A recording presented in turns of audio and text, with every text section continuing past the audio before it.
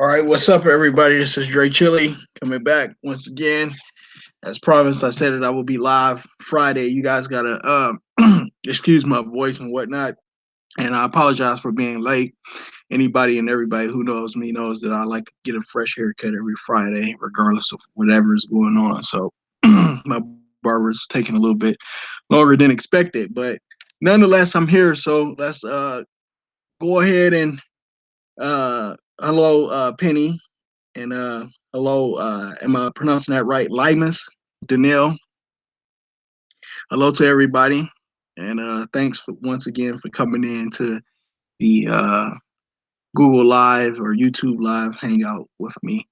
You guys have any questions? I mean, we're gonna get right into it. I'm gonna stay on to about 8:30, so a couple of hours since I started. Roughly at we'll round up and say 6:30. So we're gonna go from 6:30 to 8:30. What's up, Marcus Garvey? Peace out. Peace to you as well.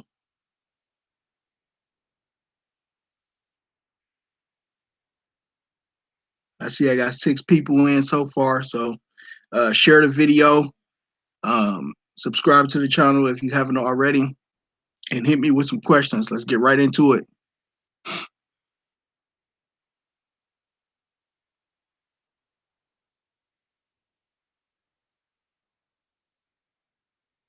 Well, let me ask you guys how you guys' day and week have been. All of the 5 viewers. Let me know what's been going on with you guys. I like to, hear what everybody's been up to.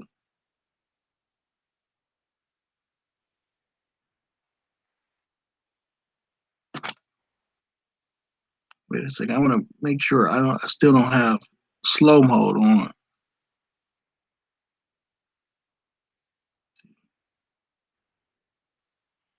I'm still here, you guys. I'm playing around with the live stream a little bit. Like I said, I want to make sure that I don't have slow mode on.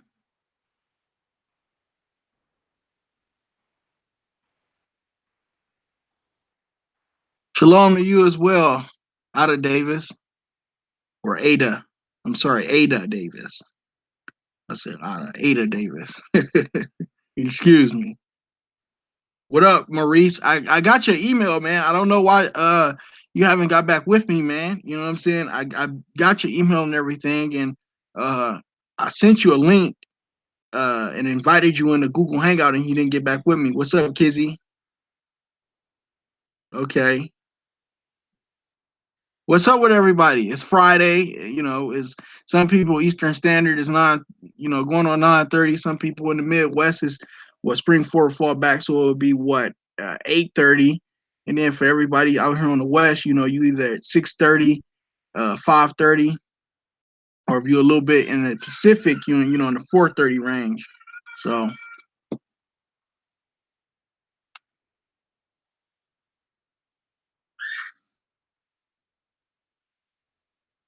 so what's up with everybody? Are you guys able to chat quickly or is slow mo still on? You need to get your babies. They were adopted. They were adopted by who? And does the state have custody over the children right now?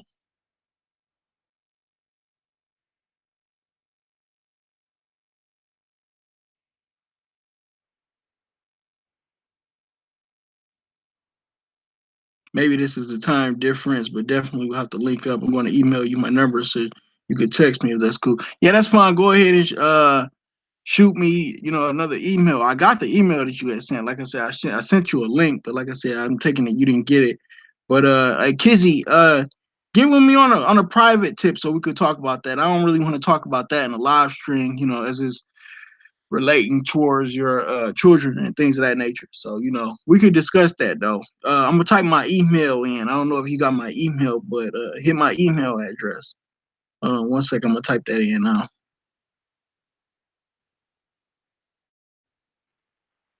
Yeah.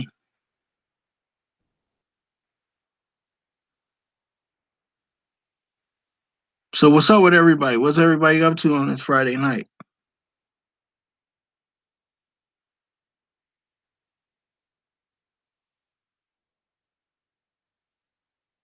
Yeah, no problem. No problem, Kizzy. Well, I'll just say this: if the state is in possession of the kids, um, they doing it, or they have possession of the kids via the birth certificates. No, the state might have probable cause if there was some type of negligence as it relates to the kids. But you know what? You know what I'm saying? No, we just gonna discuss that in the private. Uh, Looking into Form 56. Yeah, that's a dope video. You know what I mean? But uh, when I made it, I probably should have preferenced the people that everything that's happening with people uh going to court. They operating strictly under trust law. It's quasi equal. It's tax law and it's trust law. And that's basically what's taking place. Every time, I don't care what kind of case it is, whatever situation is, it's a tax case, but they're using trust law to administer tax law, if that make any sense.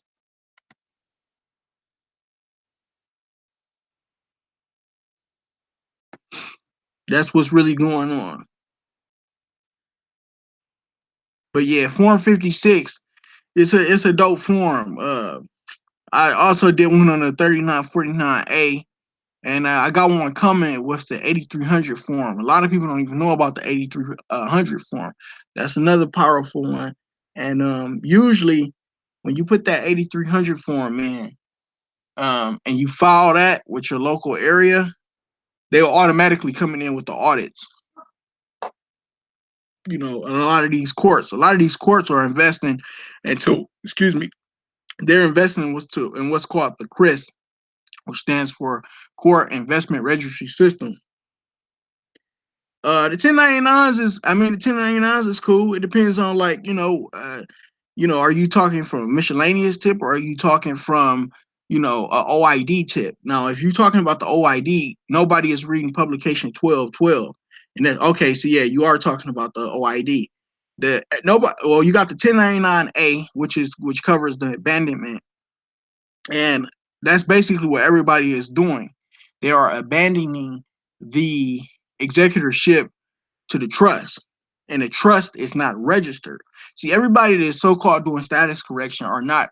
They don't have a trust set up in place already. You have to have a trust in place before you can even attempt to secure a party in the commercial at water seas. See, that's one thing. Now, what everybody is doing wrong with the 1099 OIDs is that nobody is thoroughly reading publication 1212. That's IRS publication 1212.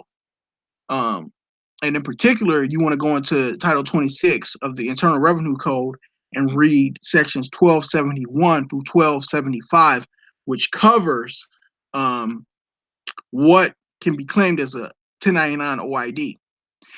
The second thing that people are doing wrong is that people are not, and Gene discussed this, I want to say maybe 3-4 years ago. People are not reading it thoroughly, because when you read it thoroughly, it states that for every 1099 OID that you file, you must attach the 8281 form. And a lot of people don't even have the QSIP number associated with a lot of these securities.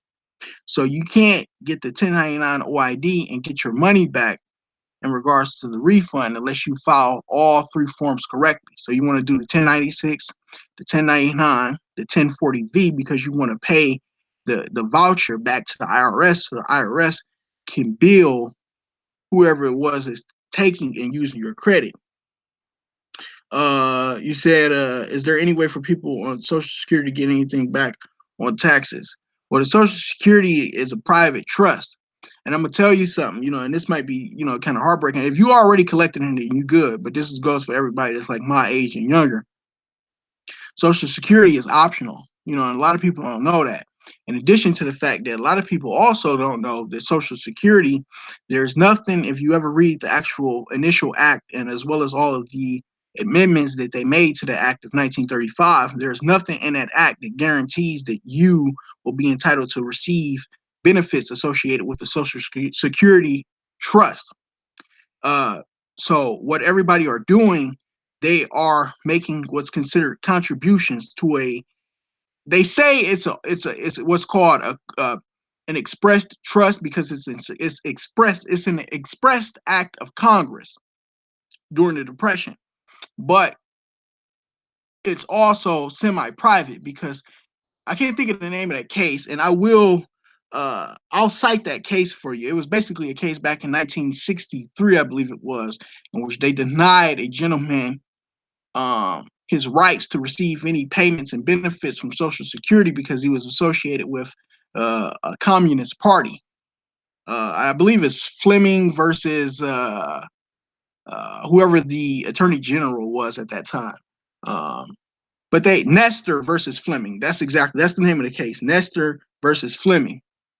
And in that case, it expressly talked about how no one is entitled to Social Security benefits and that it is a charitable contribution with restitution not lying in the hands of the holder in due course.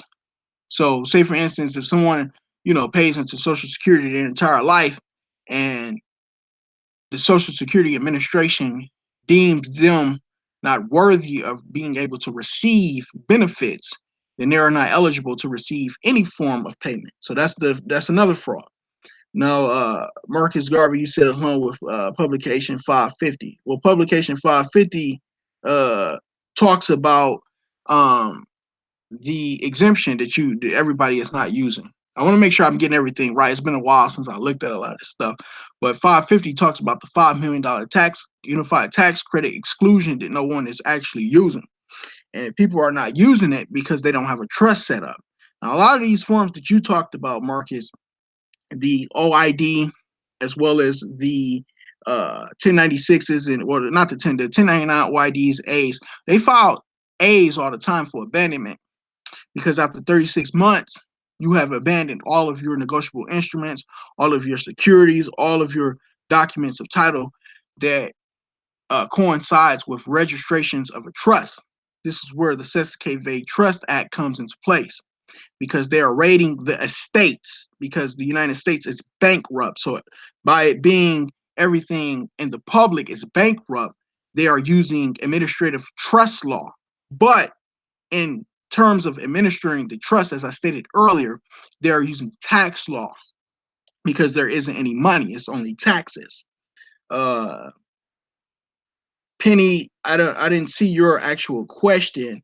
Did you have a question or did you just have a comment? Either or is fine.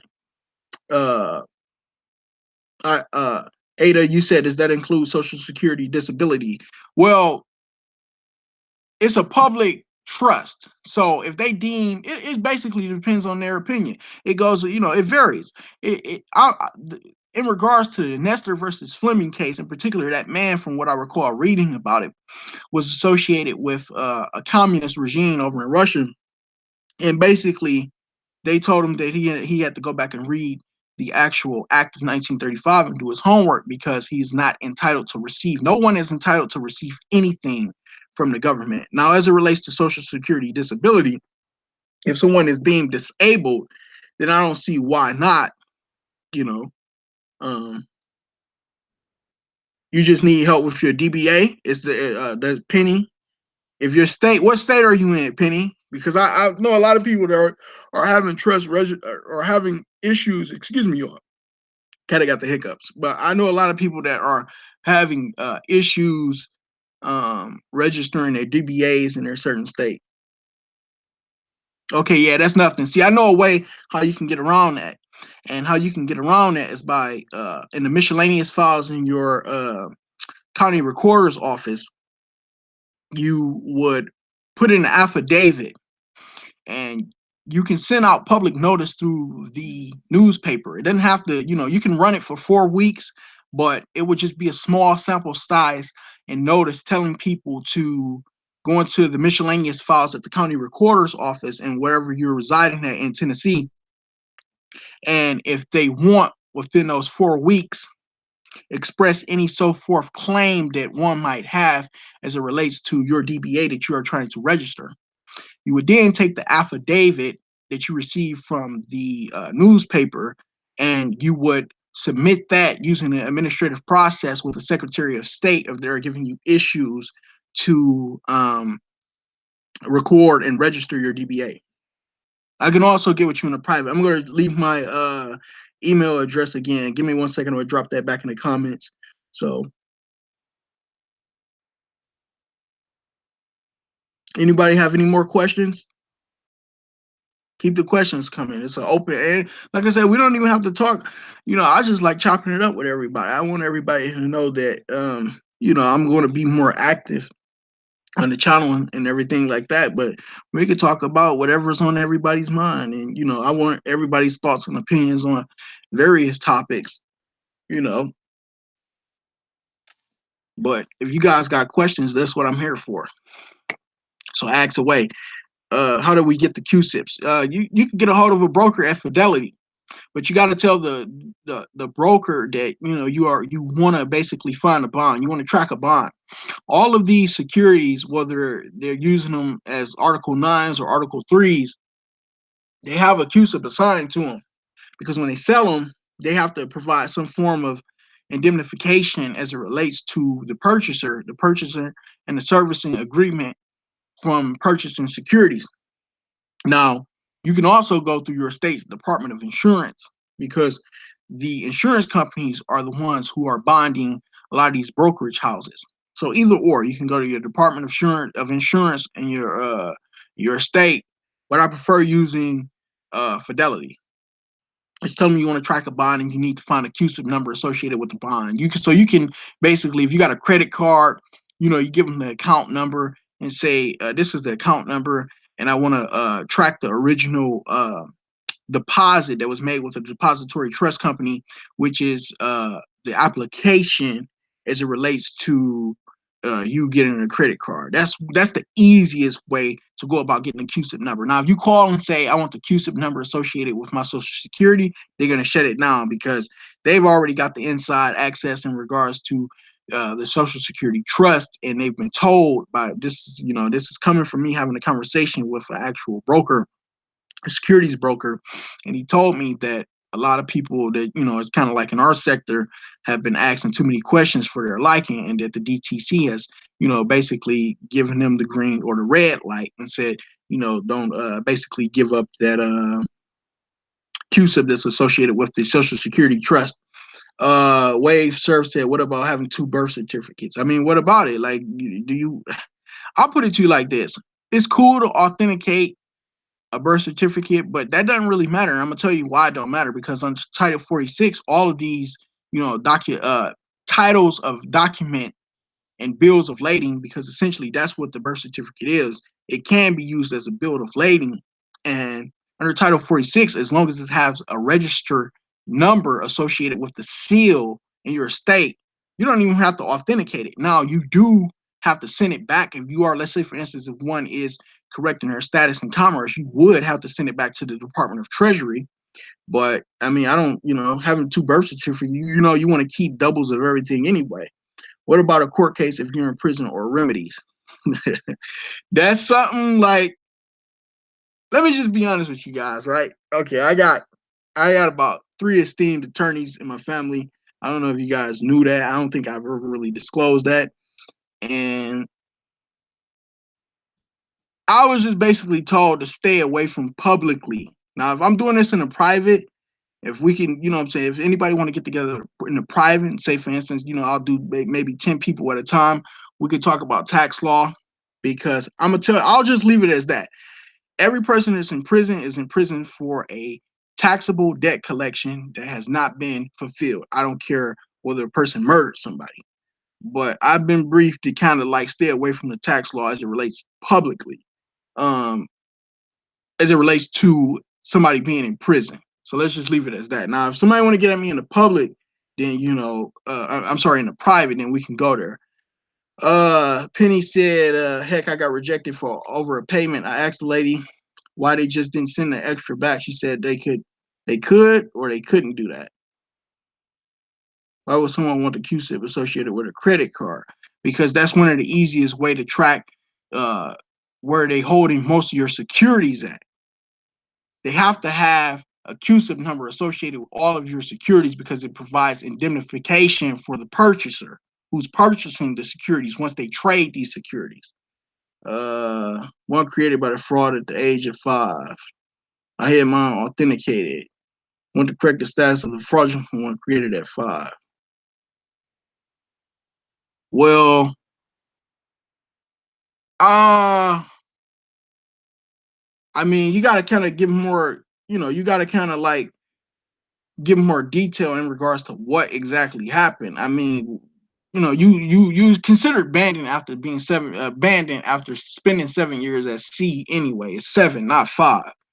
But sure would like to get together on the topic.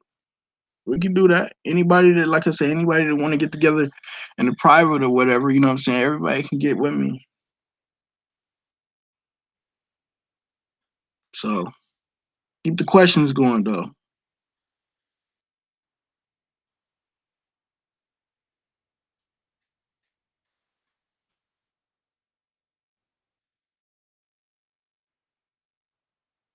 Yeah, anybody that would like to get involved with that, go ahead and I put my email in the comment section. If you guys want to scroll back up to the top, you'll be able to see my email and shoot me an email and I'll put together say a group of 10 and um we can go ahead and discuss that.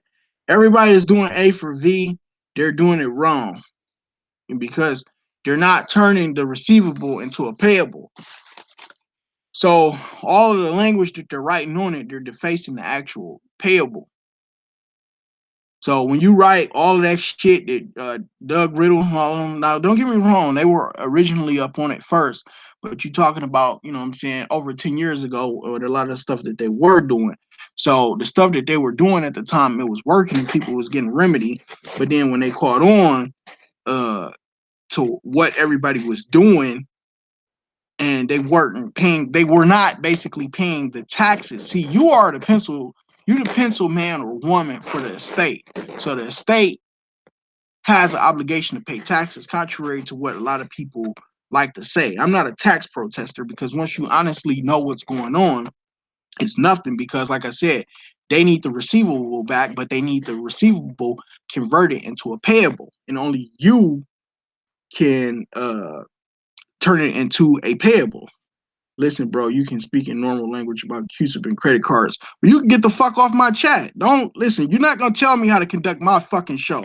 Now, I don't know you, and you wasn't here in the last stream, but I already answered that fucking question, and I did put it in layman terms. If you can't fucking comprehend it, then get the fuck out the chat.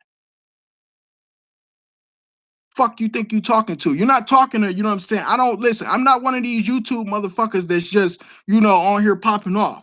I put it in layman terms. If you can't comprehend it, then do your own fucking homework and kick rocks.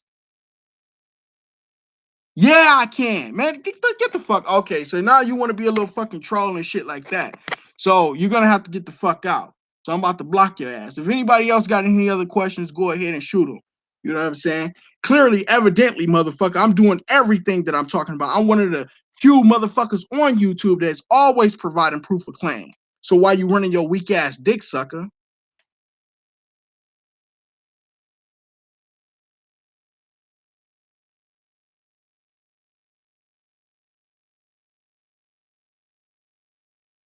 Now, how about that? Anybody got any more questions? Excuse me, you all.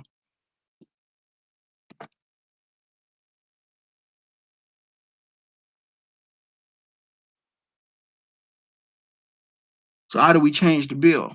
So you got to read Article 3 of the Uniform Commercial Code. If you read Article 3, it talks about the acceptance as well as the presentment. See, every time that they send you a bill, they're making a presentment. And you have the obligation as the trustee as well as beneficiary of the all cap letter name trust to accept the bill for value. See, that's where everybody was fucking up at because you want to accept it for value, but how you do that is by turning it into a payable. So you have to go into the definition and you have to turn it into a check. It's a check what they're sending you. So what is the elements of a check? An order and a payee, a payer. You have to turn it into a payable. So you write pay to the order of whoever charged the sum said to whoever sent you the bill. and then you would file the 1096 and the 1099 OID along with the QSIP associated with the OID and pay it like that. Or that's if you want the receivable back when you file the 1040. When you do that, that's the only time you do a 1040 is to get redemption through the straw man. But technically, you're not even supposed to be filling out the 1040. You're supposed to be using the 706 because that's what everything is. It's a classified gift in the state. So anything associated with your W-2, your W-4, your W-3, all of that is supposed to be on the form 706. Oh, and then yeah, you ain't got nothing to worry about if you don't file it. But I will say this: if you don't file it, I mean, you can never expect to get anything back. You know what I mean? Associated with that trust. Now you can report everything, but if you're doing the OID process, then when you are doing the OID process, you basically have to have some payables out there when you get that super chat. I don't be no listen. I don't, this ain't really. I'll be on here. I'm on here now chopping it up with the people and I'm trying to bring further enlightenment. And I want everybody to know that I ain't really went nowhere. But I don't know. When you super chatting all that shit. I ain't on here, you know what I'm saying? I think that's the donation one or some shit, right? Listen, man, you don't gotta send shit to me. I'm on here chopping it up with the people and I like helping people because I want to see the people learn all of this shit like how I was able to learn this shit. Wave serves, what about if they created a different entity in a birth certificate for you at the age of 5? How do you get the original to correct the status? Uh well, that's fraud all the way around. So why would you want to authenticate some shit that was fraudulent anyway? I mean, if they are already committing fraud, but it sounds like somebody else, was able to get a birth certificate based on what I'm reading. It sounds like somebody else was able to get a birth certificate associated with your identity. So I mean, you got to be more thorough in regards to what exactly your question is. You said, what about if they created a different identity and birth certificate for you at the age of 5? How do you get the originals correct? Yeah, so that's some shit that you would take up with the Department of Commerce as well as the Department of Human and Health Services, or it might be called the Department of Vital Records, depending on your state. You know, so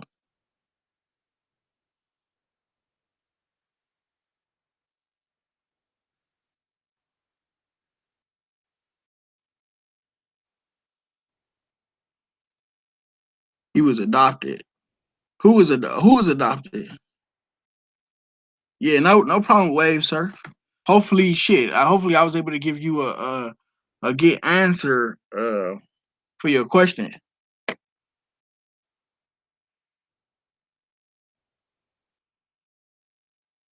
Oh, Penny, you saying? Oh, he used to got adopted, I guess. Oh no. It's from based on what I was reading. It sounded like some shit was basically like somebody was trying to, steal the guy's identity or some shit like that. Motherfuckers is always, trying to take something from somebody. They got fucking light bill and a 5-year-old name and all that old crazy shit. People do shit like that. So motherfucking cell phone bills. About time the poor kid turned 22, 23 years old, credit all fucked up. I had a guy like that emailed me about 4 days ago. I helped him clear a bunch of shit off. They had, I think he had a few people that had like a lot of drug problems and a few crackheads and shit like that in his family. So, they had put all types of shit in that poor guy's name and everything. So, he was all fucked up, couldn't really get nothing when he checked his credit score because they had, access to that social security number. And, they had, like I said, they had all types of shit in that boy's name. The drugs is very powerful. So if I got any subscribers or any listeners, stay away from the drugs and don't be putting that in these children's government name.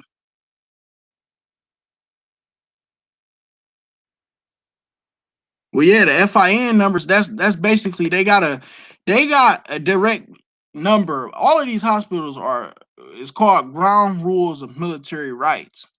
This is why they make people. If you have a child at the hospital, they make people get a birth certificate. All of that shit that you got these nut jobs on YouTube that be talking about. I had a child at a hospital and I didn't let them register the child with a birth certificate, they're lying because the child is on military grounds. So the fact that the child is born on military grounds is by what default a tribunal, court.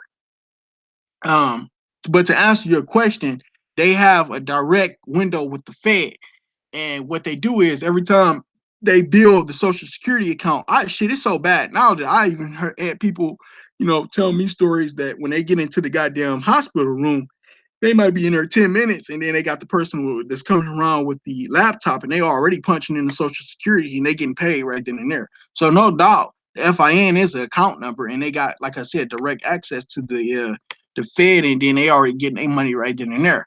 They just sending you the tax bill for going into the Social Security trust and getting that bread. That's all that is. Status correction is very important. It is. I mean, it is good. I mean, it's important, but let me explain something to y'all. If you don't have a trust already registered, all your paperwork and all your shit that you put in, they're gonna continue to deny your motherfucking ass and look at you like you crazy. Because everybody write this down. All 16 people that's in my chat right now. You want to study the Uniform Commercial Code. You want to study the Uniform Trust Code, as well as you want to coincide the Uniform Trust Code with the trust code in your state. Because when you read the trust code in your state, it's going to tell you how to register the trust first. So all of these people are going around and they're doing a UCC1. When they write that name in all cap letter and it's not associated with a registered trust, they're going to return that paperwork. And when people are running, and then they're wondering why they don't have a fucking claim, and none of these, whether they're going through an administrative process or whether or not they're going through administrative review as it relates to the Secretary of State, because you have to have a trust registered with the Secretary of State, because then you are able to do commerce and do business with the state directly and associated with the trust. All of this shit is about partnerships. We are in they claiming that it's a bilateral partnership, but really it's all adhesion contracts, because every time they write a statute, those statutes are bills, and every time they write those bills, they charge an access to KV trust account. And the fact that you have abandoned the executorship of that trust, they basically raiding that motherfucker and they making everybody pay the taxes back from the raid that has taken place. Was everybody able to get that? uh Marquis said exactly, because I just had my daughter and didn't sign any paperwork, and I'm sure she got a birth certificate. You damn straight, ain't no doubt about it. Like I said, all of these motherfuckers that be on YouTube be lying. You know what I'm saying? They not telling the truth. I had my child in the hospital and I refuse. No, you didn't, because the child is not. No child is allowed to leave the hospital without a social security number being associated with that birth certificate. No child. Exactly. Wave serve. Yep. All needs to be discharged from the 1666 Sesame trust account. Exactly.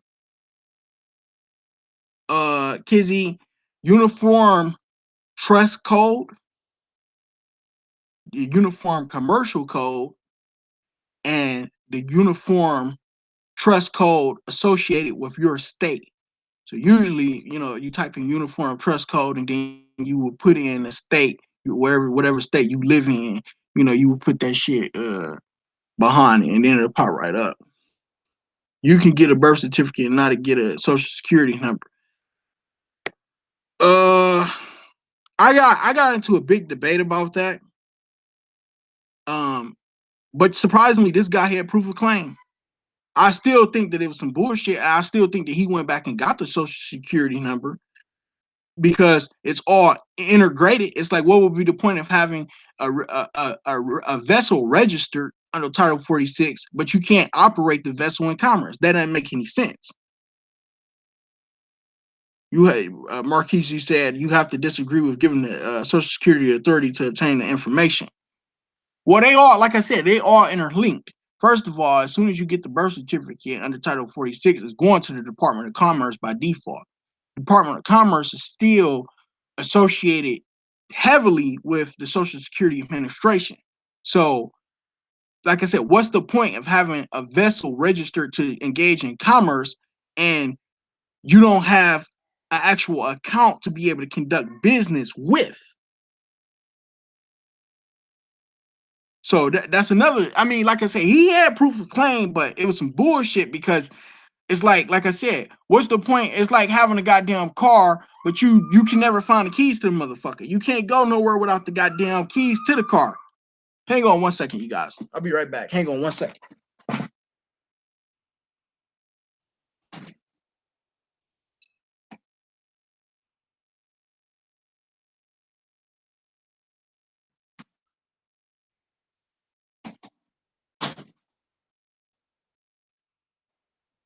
Okay, I'm back, everybody. Keep the comments and questions coming.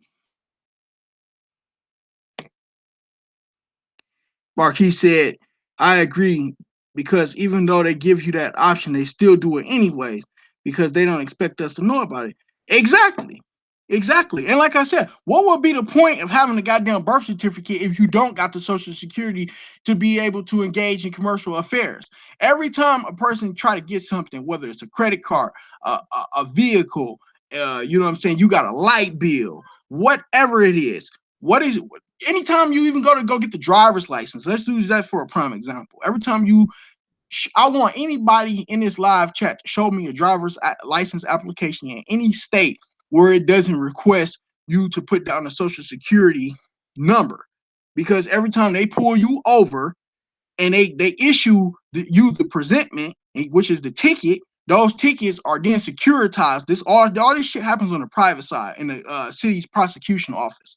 They have it's called a tax roll accounting. And this is usually a motherfucker who sit up on the top floor, right?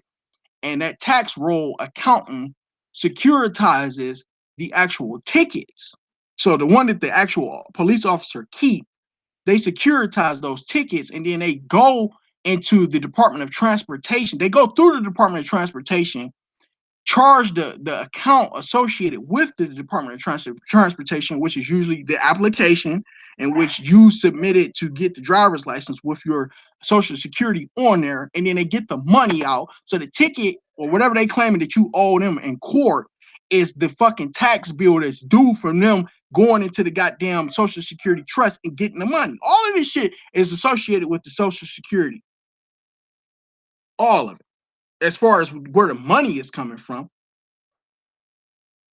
you need the EIN to do business. That's a website now. This one dude put together an adult website. I think he charged like $10. I'll drop the link to it. And I don't know how he was able to get all of their EINs, but somehow, some way, he able to get damn near just about everybody's EIN. And I kind of have an idea of where, but I don't want to. I mean, that's his hustle. I'm not trying to knock his hustle. I know where he getting them from, but he was able to he was able to make a business out of it and get some fucking, revenue coming. Kizzy said, I just got a ticket, found out it was suspended and don't have money to get my license reinstated and by the court date. So I guess I go to jail. Uh, how do you mean, how do I fix this?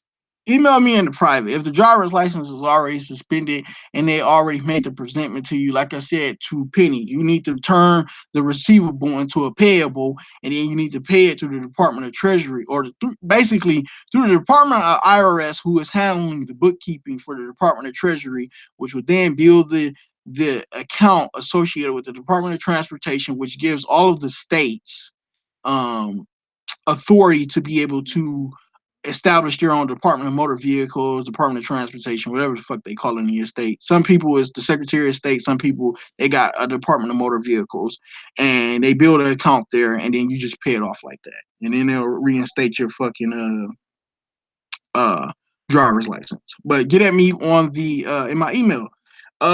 Marquis said, what do you think of Title 4 of the SSA Act of 1935, Section 502? I gotta look at it. I haven't elaborate. I mean, shit, I haven't looked at everything in a while. You know, I got every act that all the shit you name it though, you coming with it. All of that shit, I got it in my Dropbox, all of it, and I read all of it. But I you know what I'm saying? Like I said, it's been a minute since I looked at it, so go into detail in regards to what that section is actually talking about for me real quick, if you don't mind doing that. Is that the part of the section where it talks about uh they are now henceforth levying a tax for having social securities that are applicable to any form of income, basically like a tax on top of a tax? Yeah, scan me the ticket and send it to my email. That ain't. I mean, I did a video covering that. It says each state is allotted 3.8 million plus an additional 20,000 each fiscal year. Yeah, they amended that section though back in the early 70s, and the reason why they amended that section is because uh in the 70s is when a lot of the industries in which they were be able to create statutes for got deregulated because the United States corporations didn't want the responsibility and they left it up to the states. You got to go and look into the amended most of those amendments. The 35 Act was back in it was between 71 and 77, but the most recent time it was amended was during the Reagan administration, which was in 84, I believe. So look at that one.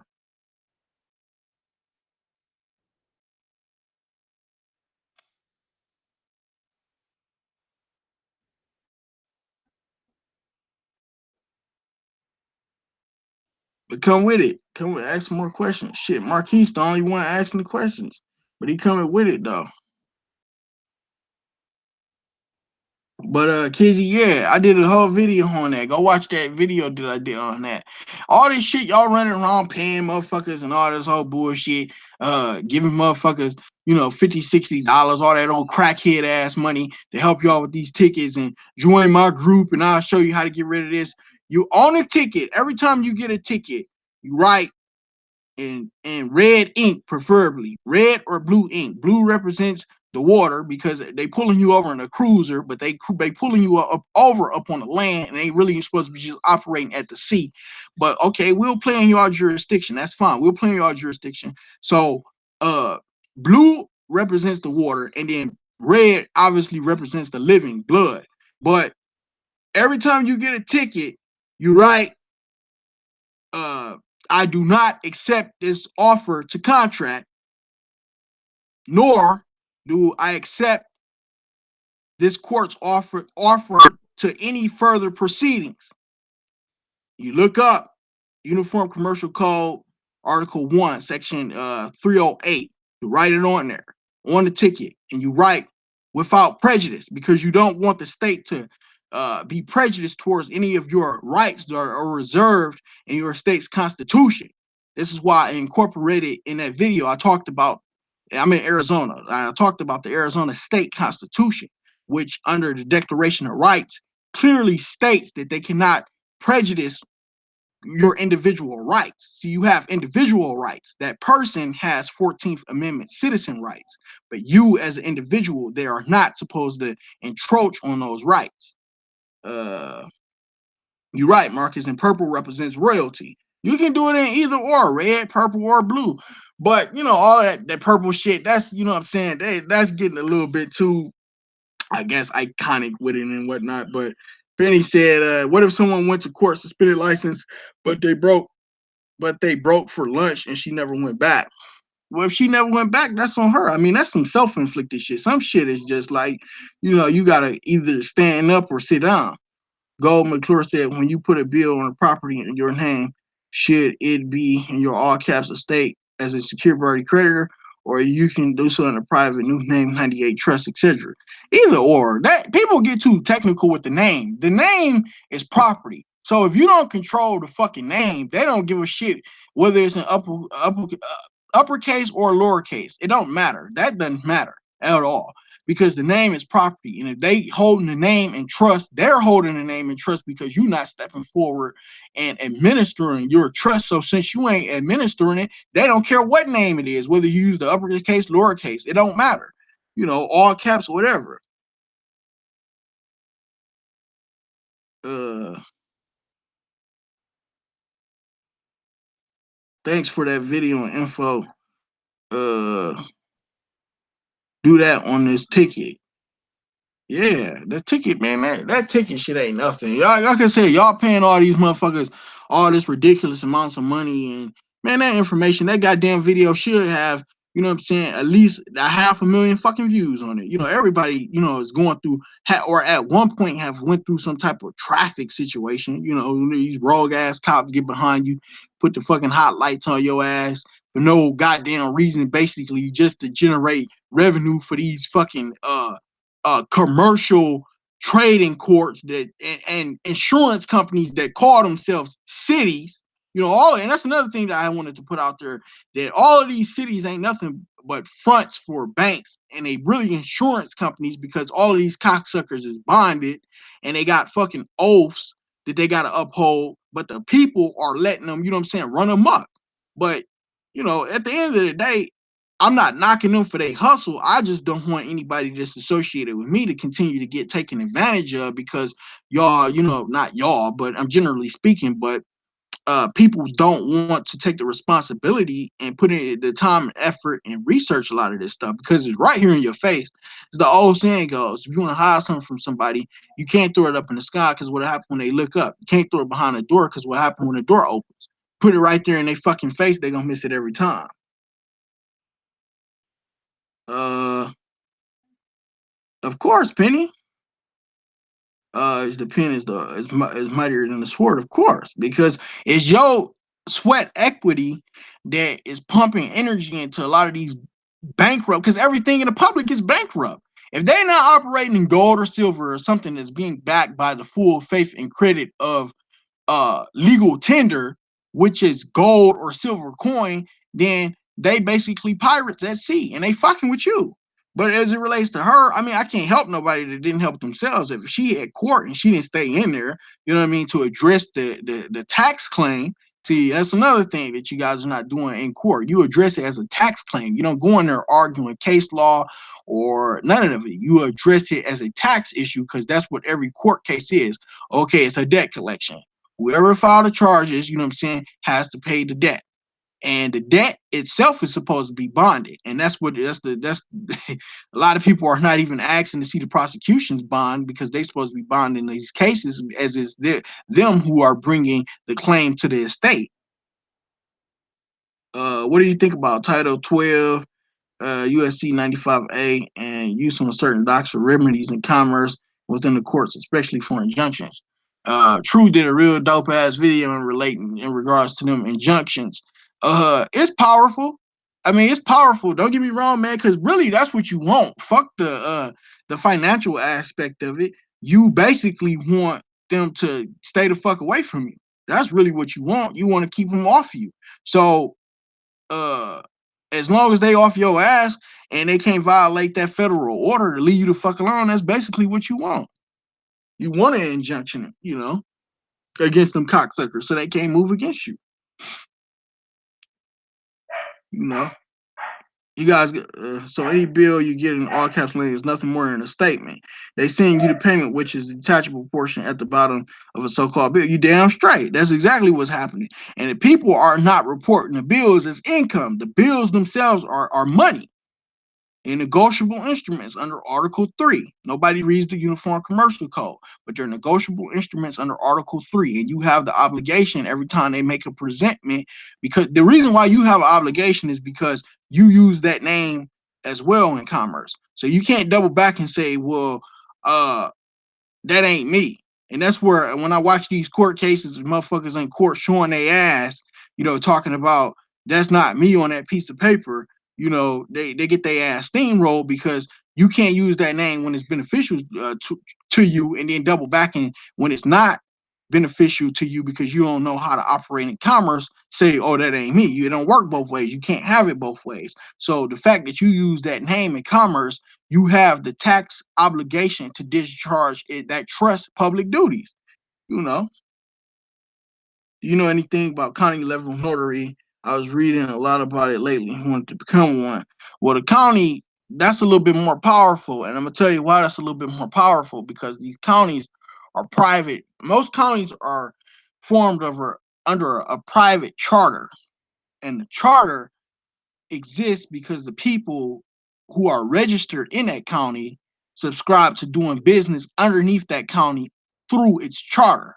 So if you guys have never actually read your county's charter, a lot of people don't even know. That's probably so far the best question I've heard tonight, because a lot of people don't even know the power of a county notary, as opposed to a state notary, because the county is damn near strictly mostly in the private, but they still operating in the public, but they got a lot of private things that they can do, and a lot of people don't even know of. And if you guys have never took a look at a county's charter, download the PDF format of you guys county's charter. Kizzy is on my it's on my channel. What's the name of that video? It's some shit like step by step on how to discharge traffic tickets without bullshit or something like that. It's on my channel though. Just check it out whenever you get a chance. So you say the UCC one is useless. I'm not saying it is useless, because the UCC one is simply a notice of a lien.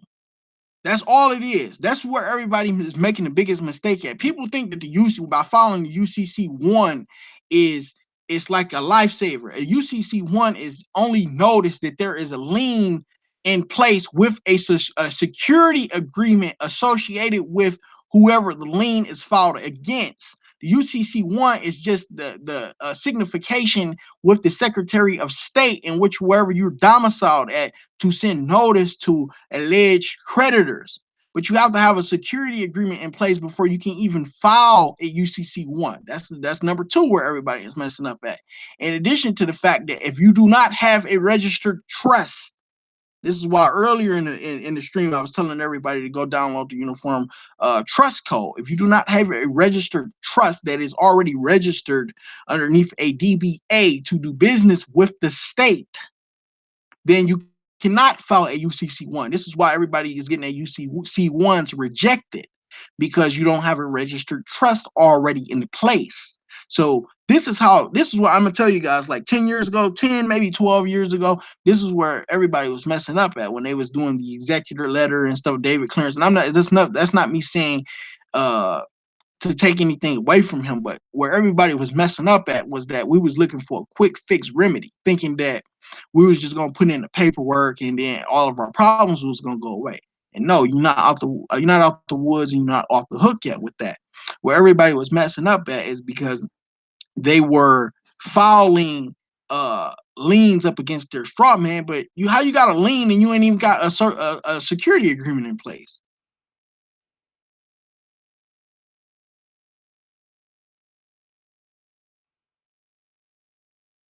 Uh, Marcus said, is that different from having an EIN? Man, look, I'll put it to you like this. You can get it, and I know where you got that EIN shit from too. And that motherfucker has got plenty of people locked up off this YouTube shit by listening to that motherfucker. But I'm not here for that. I will put it to you like this.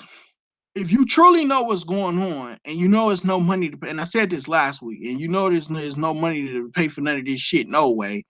Why go through all of that? Why really go through all of that? Why not give the Department of Treasury the birth certificate back as a bond and make them liable and appoint them under Form 56 as the fiduciary and make them handle the bookkeeping of it? Ain't that what they there for anyway?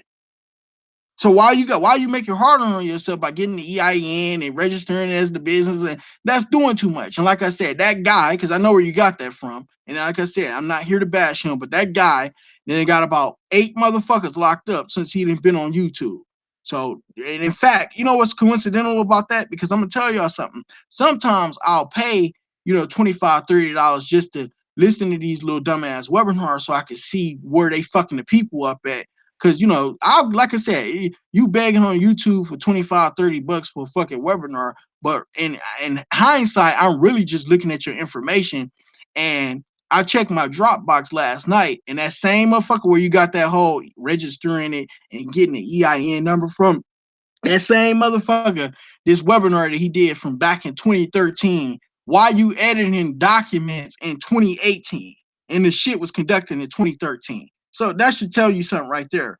Master Dark Side, the do not detain list happens when one status is corrected. All of the proper documents must be notified, correct your status, get a 5-star passport, get out the system. That's bullshit. Because if you have not noticed and you have not put the proper public officials on notice, when the bonds are cured, because it takes about, really, everybody say 30 days. No, it doesn't. It takes about 90 days for all of those bonds that you have sent off to the Department of Treasury to secure and to be recognized. That still does not put you on a do not stop, do not detain list. See, this is why y'all motherfuckers get your ass steamrolled out here on the side of this fucking, on these roads and shit like that, because y'all going around, y'all listening to all of these motherfuckers on YouTube.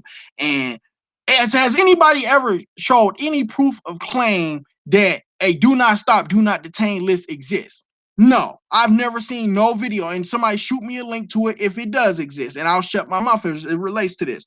What happens is, once you have properly notified the public officials and the public government associated with your state, they then make an exemption to you if you know what the fuck you talking about, and if you have bonded yourself to them. It's a mutual partnership. They have to put up a bond too, and you have to put up a bond and a hold harmless agreement stating that you will not harm the public. So all of this shit about do not stop, do not detain list, that's that same fucked up line of thinking that got that poor girl Corinne Gaines fucking head blown off. Well, I didn't see it when you said that you said you must notify all departments. My apologies. I was not I was not making that as a personal attack towards you. I would just like for you to put that in all capital letters if you're going to say something like that in the chat, because I'm going to address that every time. You have to. Notice is key to everything that you're trying to do.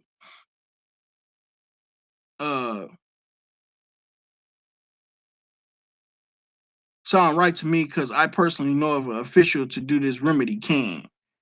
Okay, yeah, no problem, Master Darkseid. We cool. I just, like I said, that's that same shit that got Corinne Gaines' head blown off. Listening to these wild ass motherfuckers, ain't rescinded no contract, ain't killed no adhesion portion of the contracts, ain't put nobody on notice. Police don't know who the fuck you are. Ain't no plates on the goddamn vehicle. And this is another thing. This is how I know that they all be on some bullshit when they be talking that dumb shit.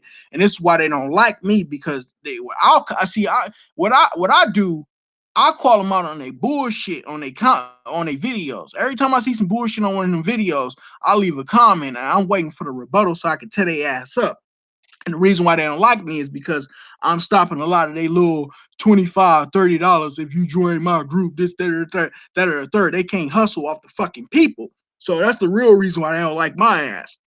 You know, cause they can't sell that bullshit because I'm addressing it. And then when people see that they ain't got no rebuttal, they looking like, well, the damn dude was just saying some shit. If they actually sit down and read it, they'll see the dude actually just said some shit and they ain't got no rebuttal for it.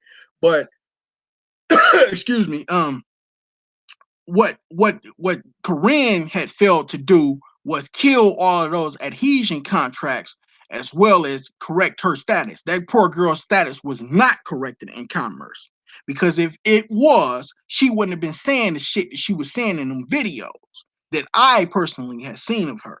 Because if you go back and you take it, and I don't want to speak on that because that's a real fucked up situation.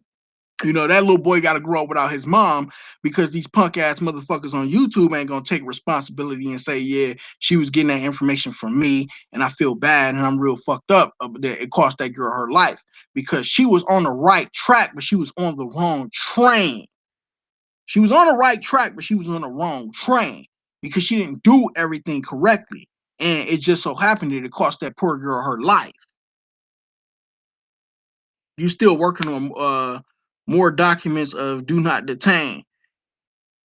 What is do not detain? Like, see, this is what I'm talking about. Like, y'all using terms and shit like that. What is I mean, me personally, and I'm not saying this to sound braggadocious, but the local law enforcement, they know who I am. I respect them. They respect me.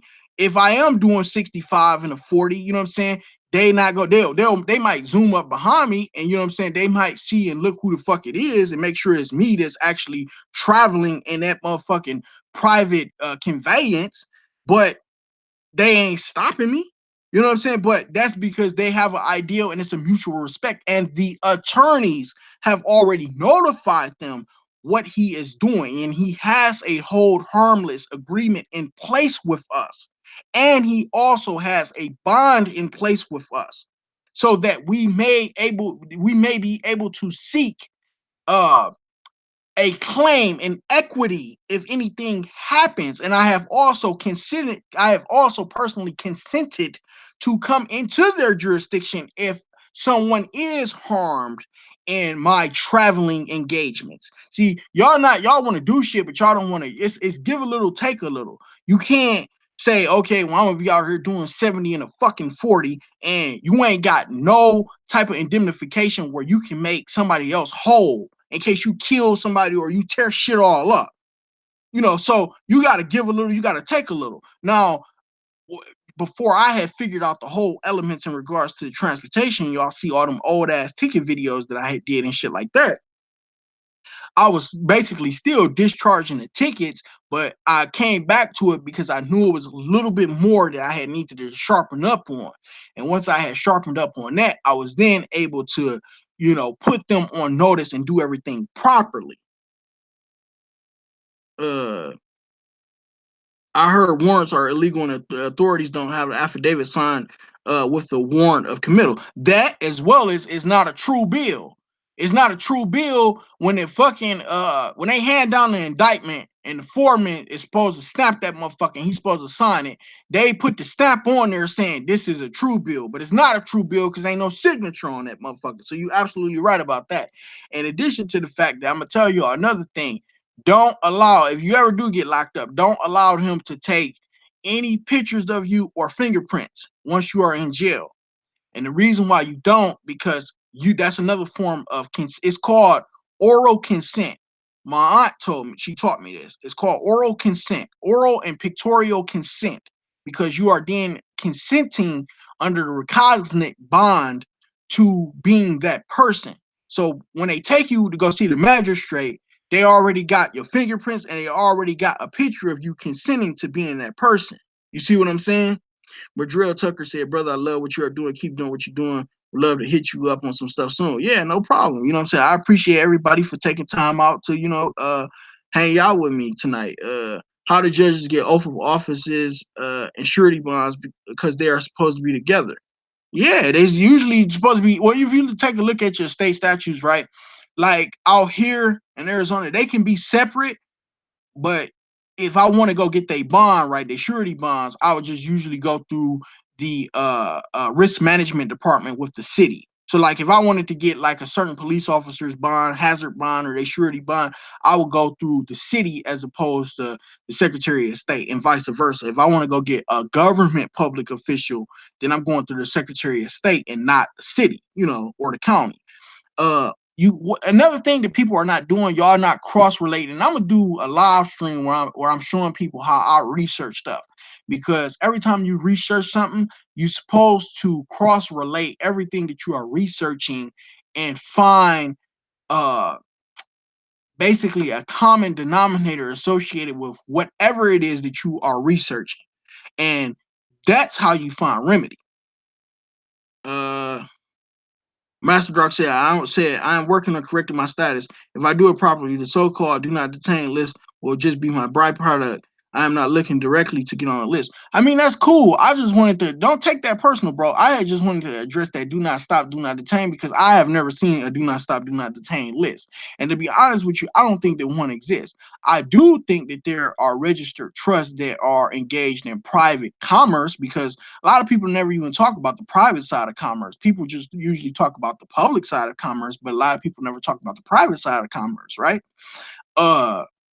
I do believe that, there are certain lists as it relates to people that are handling private affairs. And if you got the public official surety bonds and you have put them all on notice that if you fuck with me in one of my person's private affairs.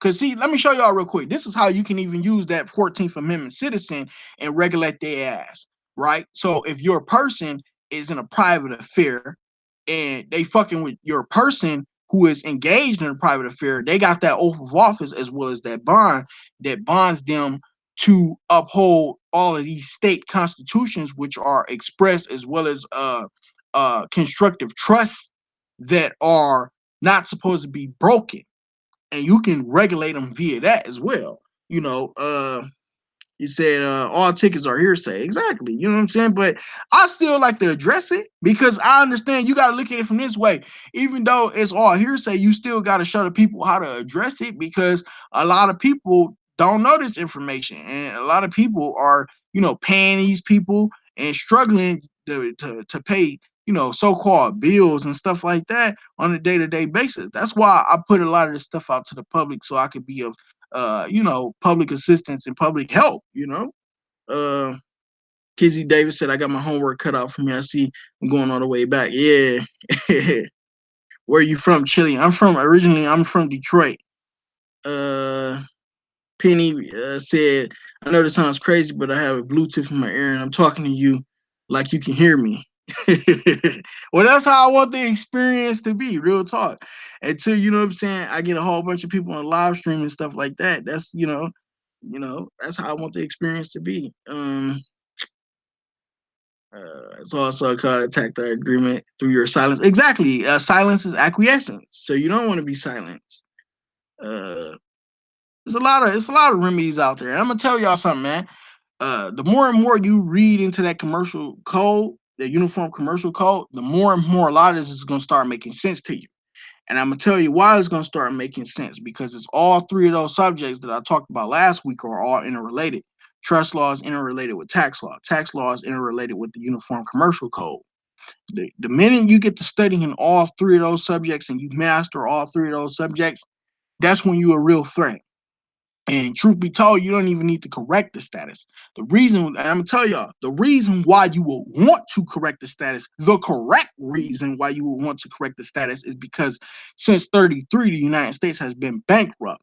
And since they are bankrupt, the United States has the degree of fault by confiscating your gold and your silver. So since they have the degree of fault, they are supposed to what? Discharge that trusts public debt. So the reason why you would want to become a registered secured party banker is so you can directly send those bills to the Department of Treasury and have those bills discharged, or well, let me say that correctly, to the IRS, which is administering and doing the bookkeeping for the Department of Treasury, and have that person's public debt discharged. That's the real reason why you want to have the status corrected. People have this big old misinterpretation, of status correction as that, oh, it's going, you know what I'm saying, you will be able to do out here doing the most, so you can still be reckless and all of that. And yeah, that's true. All crimes are commercial, and all crimes do have a bond as well as monetary value associated with those crimes.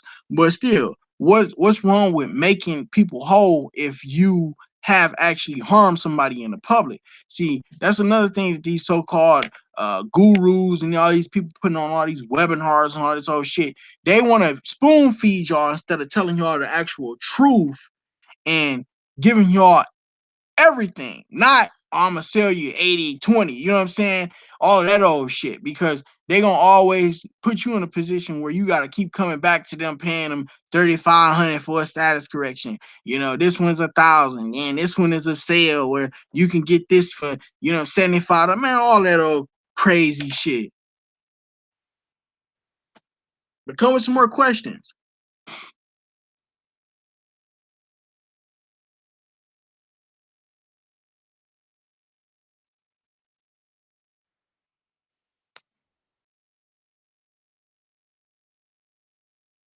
I am still currently on a lawsuit pending versus the bank. How can the judges don't disarm UCC's in motion when they want more FCRCP in the claims?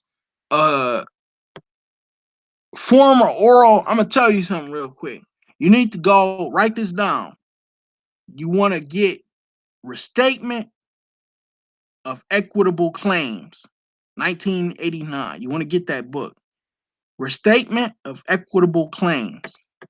They give distribution as well as equity to any claim that is made under a colorable offense. Hopefully, you wrote that down. And the reason why is because when you consent to something that is colorable under their color of law, they got jurisdiction. But since they have jurisdiction, they setting up the jurisdiction under trust law. So now they're gonna revert back over to trust law. So they claiming that they in the equity side, but then they're gonna revert back over to trust. So as soon as they revert back over to trust, that's when you knock their ass out. And make sure that you get this on the record. You say on and for the court's record, and then you form your oral trust right then and there.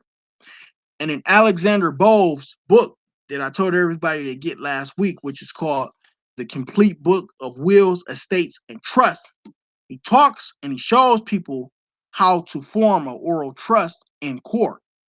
The minute you form the oral trust, then you want to get that the judge's oath of office, and then you attach it to the Form 56, and you then enter that on the private side. See, this is where everybody's fucking up at.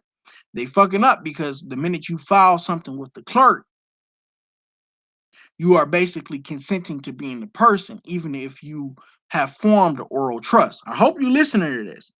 So when you are forming the oral trust and the judge has already signed for it, now you want to send this certified mail restricted access. So when you send this certified mail restricted access, you want to send it directly to him. So his ass has signed for it, not his assistant, not his secretary. It still don't matter because whoever signed for it, that's still notice. And when you get the return receipt back, you then take the return receipt and file it with the clerk. So now you got their ass federally. Damn, I just dropped the fucking jewel. I can't front. You know what I'm saying? I got to my own. I just dropped the jewel on you with that one. So I hope you, because I'm going to tell y'all, all of these live streams are going to be deleted. I'm not saving not one live stream because this is how the people are going to start paying attention and listening. So none of this shit you will be able to go back and record it and this, that, and the third. And if I find out somebody didn't uploaded one of them and you didn't copied it, trust me, I know how to get YouTube to take that shit down. Because I didn't already put their ass under the administrative process already. But when you get the return receipt back, that's the only document that you file with the clerk. Now that Form 56 and his oath of office. Now you can file his oath of office back into the into the case file with the clerk. But when you got that Form 56, you want to send him a copy after you have formed your oral trust in open court, and it's on the court record, on and for the court's record, and then you send one to the IRS. His ad, man, trust me, man. His ad, he not, dude. That you liable to fuck around and get that goddamn case dismissed. Truth be told, because he really gonna be like, I ain't really want to fuck with this person because they own to something, and I'm taking a chance every time I'm up in this court because we really supposed to be bonding these cases. We really supposed to be paying taxes. They got us on tax evasion. They got us on IRS criminal fraud they got us on securities fraud. They got us on mail fraud. They got us on tax evasion.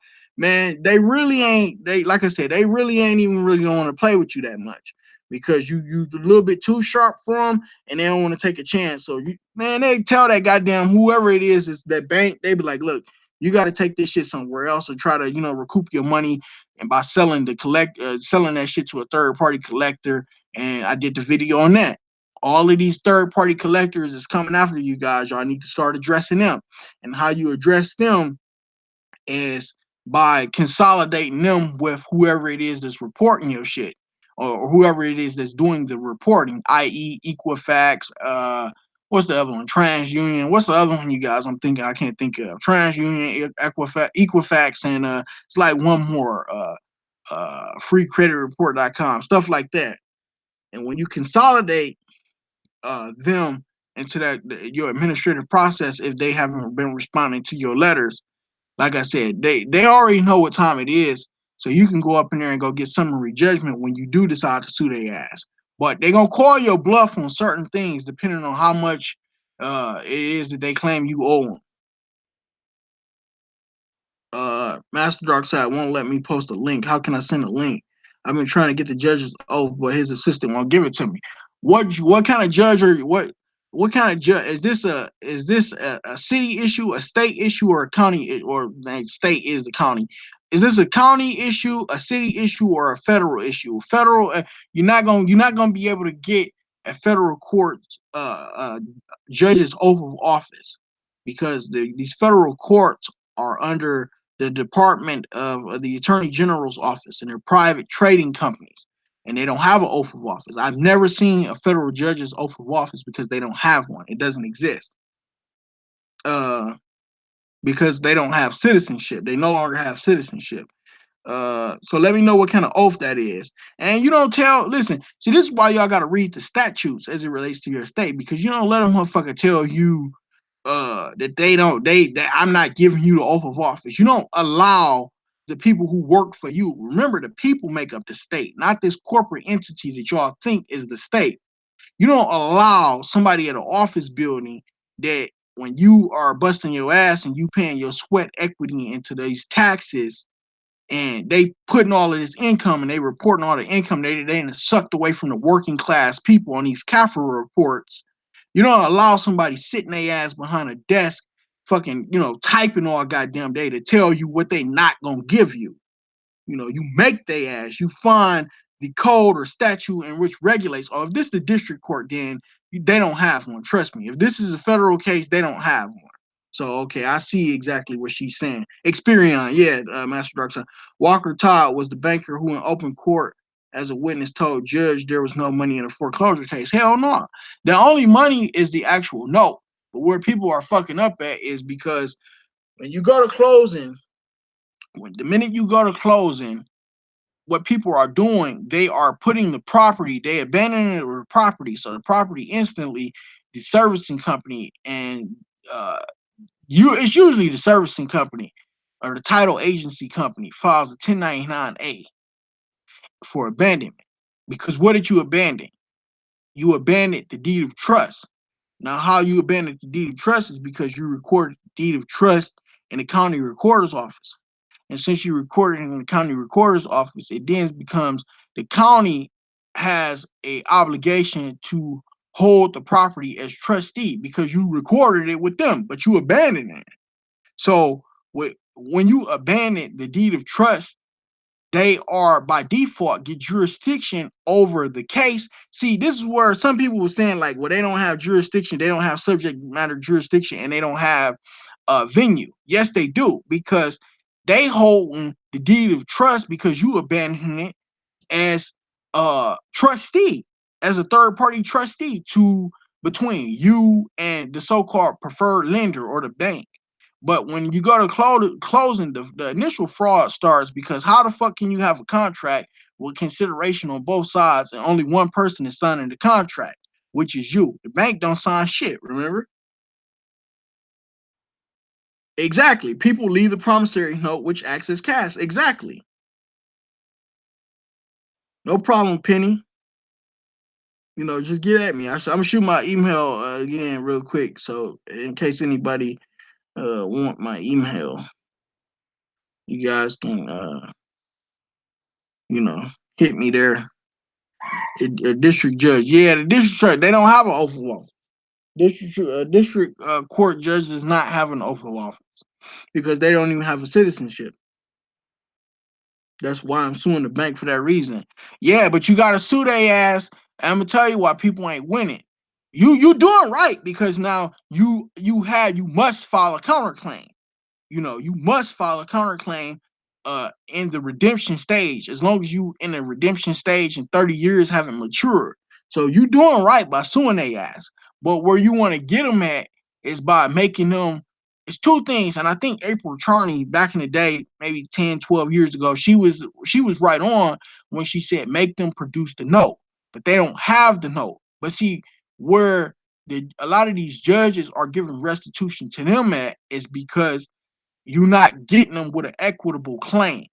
So that's why I told you to go get reinstatements on equitable claims.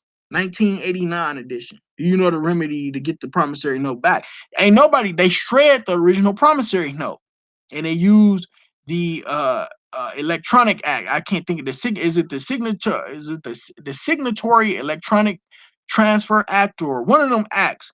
They use it because you have given them it's not disclosed. So right there is fraud because it's not disclosed, but you've given them consent to continue to use the note as collateral. But those notes are actually usually being held by the servicing company because the banks don't have the notes because the banks will have to report the notes as securities, and the banks will have to they will have a taxable obligation under what is that? Is that damn? I think is that 540 publication 542. Right. You get the receipt. Nobody asks for the receipt. Master Dark said nobody asks for the receipt. But I will say this: if a person was to ask for the receipt, don't best believe they're gonna try to play you stupid talking about what are you talking about? You know, what receipt? You know, this is a promissory note where you're agreeing to pay back the bank money that they have already received for the property. The name of the book is called The Complete Book of Wills, Estates, and Trusts by Alexander Bove, and that's Bove. And the reason why I think that this is one of the most important books because when you go into the IRS code, you look up under 6209, the decoding manual, you'll see that everything as it relates to so-called taxes is a trust tax. It's a estate tax. It's a class 5 gift and estate tax. That's what all of this shit is. And I'm still waiting on the IRS to return multiple letters that I have sent to them, asking them for the publication to discuss what a class 2 tax is. If anybody knows what a class 2 tax is or where to find a publication, let me know because I have yet been able to find the class 2 tax because I'm already knowing that it doesn't exist, or it's basically your payment to the queen, meaning that your ass, you are agreeing under a charitable trust to provide donations to you know who.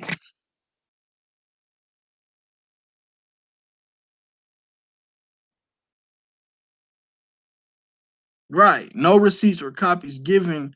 Uh, hold on. No. Hold on one second. I kind of got a private message that I'm gonna read to you guys. Uh, out loud. No receipts or copies are given of the promissory note at closing. Exactly. Well, and to be honest, most of them won't even know what the fuck you talking about anyway. Would you consider approaching DTCC? Uh, you can. It was somebody they deleted the call. It was a guy who was a banker at DTC, and he was explaining and he was spilling the whole beans and all of that shit, and they snatched that shit off the internet so quick. But I mean, you can, but DTC, remember they holding everything in trust as well. So if they holding everything in trust and they holding it, remember since you abandoned it, they filed 1099 A's as well. And since they holding everything in trust, they damn sure don't want to give it back to you. So they might help you, they might not help you. I know me personally, I would try to go recoup my shit. You have a recoupment claim, and that is not disclosed either. And if the fact that they have not disclosed that you have a recoupment claim to the security interest, that's proprietary information as it relates to both parties for it to have consideration. Because remember, all of these, whether it's a tort claim, a lien claim, any of this shit. And now that I mention that, okay, if you guys can find it when you go into the county recorder's office and wherever you domicile at, see if you can find the release of lien. Uh, just thinking about you, dear. Oh, hold on one second, you guys. I got a text. Uh, hang on one second. I'm gonna see if I got a guest that can actually come on and join me. 1 second. 1 second, you guys.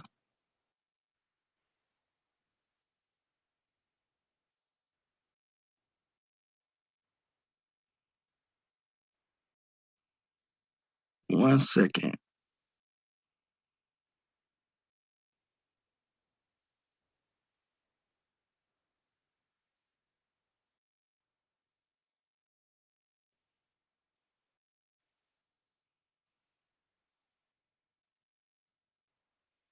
Okay. Where did I leave off at, you guys? Oh, the lien. Okay, look. If you can go into the county recorder's office and find the release of lien, it is in there. And do not let the clerks tell you that it's not in there. The release of lien is in the county recorder's office because they have already filed the release of lien. Usually, they try to get that release of lien at the recorder's office within 90 days after closing. So it's usually filed in Marley, and I know where you're going with this, but it's usually always filed. See, I'm gonna tell you, people always looking at it in the wrong section. They already know the first place where everybody will look at is, the property record section.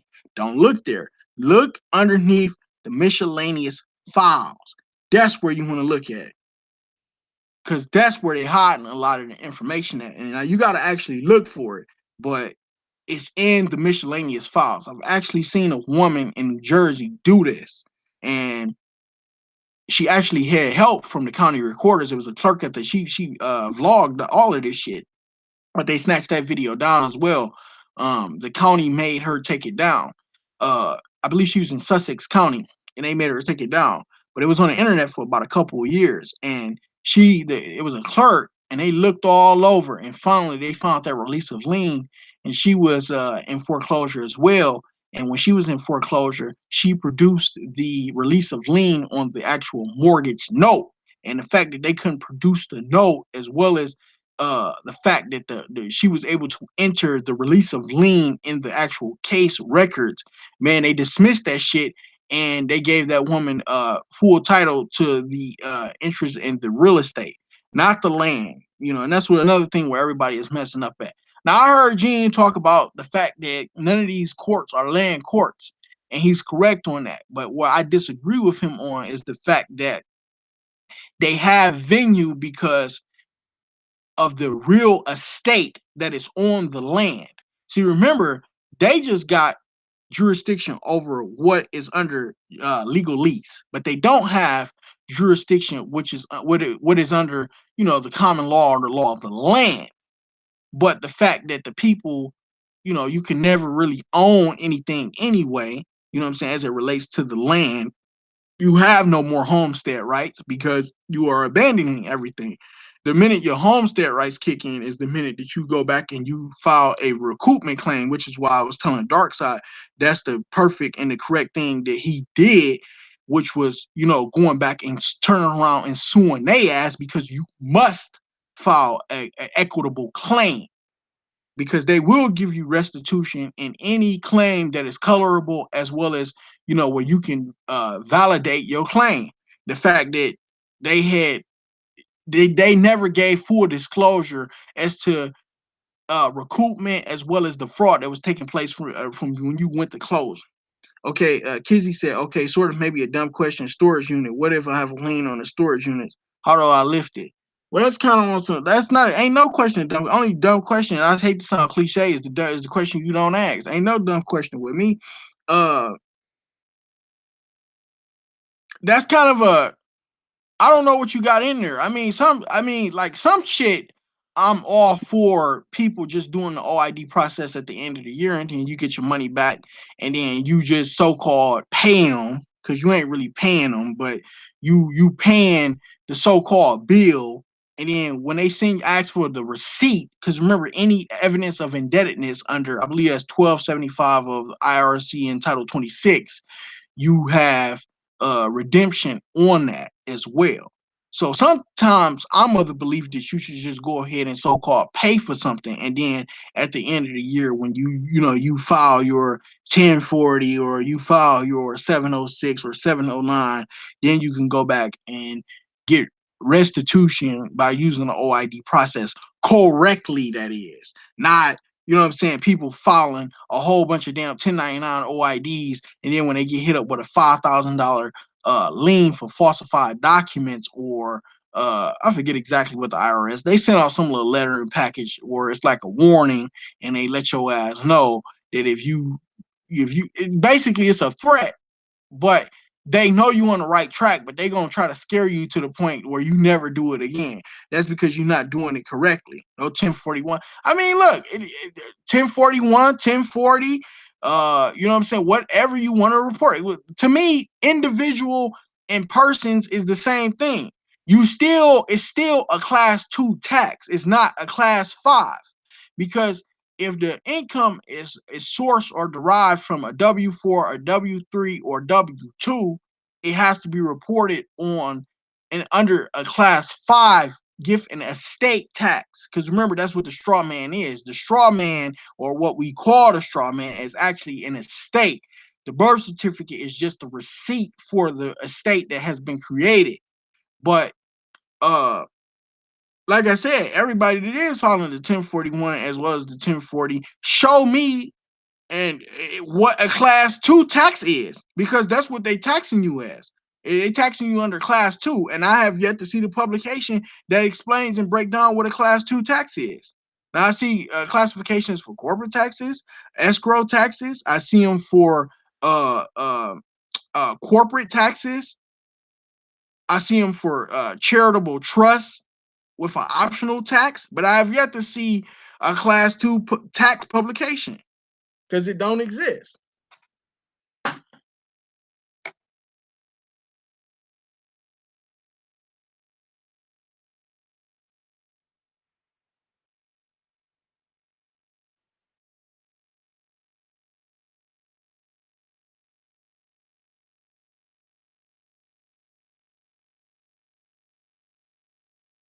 Come with some more questions.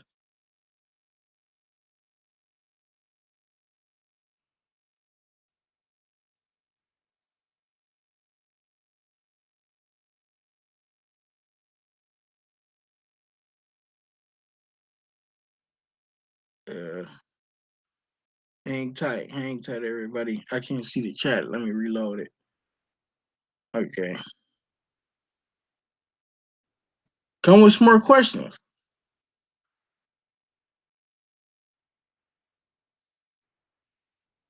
OID is an OID. It don't matter. That's why I said go read sections 1271 through 1275. You hold all security interest in these debt instruments because you are the one who issued them to the public. And the fact that you are not claiming them, you can't get mad when they raid the estate, because that's what they doing to everybody. They raiding the estate, but if you ain't claiming it, they gonna claim it. And this is why you think the lawyers is the ones with all the fucking money. And I mean, I know, like I said, I got 3 of them in my family. But why do you guys think that they're the ones with all of the money? Because nobody is claiming anything. How do we start a recoupment claim? That's going to be something that I do in a private. Uh, my aunt really don't want me talking about tax law publicly for my own safety, because, and I understand why. It's some shit that I can do in a private, you know what I mean? I don't mind putting together a free class where I'm going over the forms, and the only thing I require is that you pay attention and not waste my fucking time. But uh that's something that I would rather do in a private, you know. Alpha Majestic, I'm gonna drop my email once more, and you can shoot me. But Gassa Corp, that was a real dope question that you asked. You start a recoupment claim by using trust law on them, but you make a colorable tax claim under trust law, if that make any sense. That's the best way I can explain it. You would make a claim, an equitable claim that's colorable in trust law, but using tax law. Uh, yeah, drop my email again. Uh, Here you go, right here. That's my email. Yeah, Kizzy, if you got an issue, like I said, I want you to hit me up with that in the private though. I don't think that's we don't want to have your personal information and stuff like that out publicly. Even though I'm not saving none of the actual live streams, but still I don't want you to you know um, put any of that out publicly.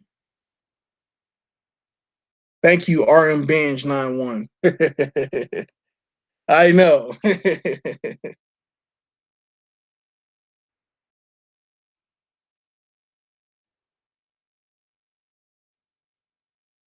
What's the name of the book that tells you to do an oral trust?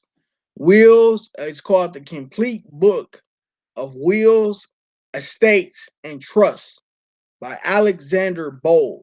That's Alexander. Bove. Bove. And you can also get I know Phil Lilly had wrote a book about 2 years ago. Um damn what the name is. I forget the exact name of his book. Oh man, give me a second. I'll look it up. Ask me that same question if I forget about Phil Lilly and his book in about 2 or 3 minutes. But I want some more questions. I only got like 30 more minutes, then I'm gonna hop up off here with you guys.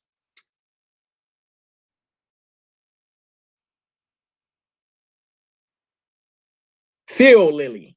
Phil, like Phil. Phil Lilly.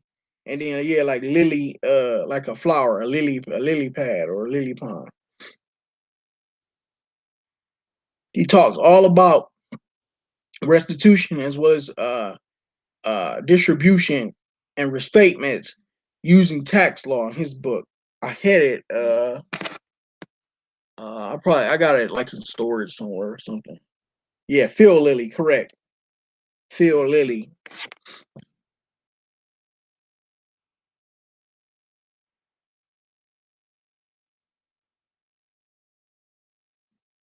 Yeah.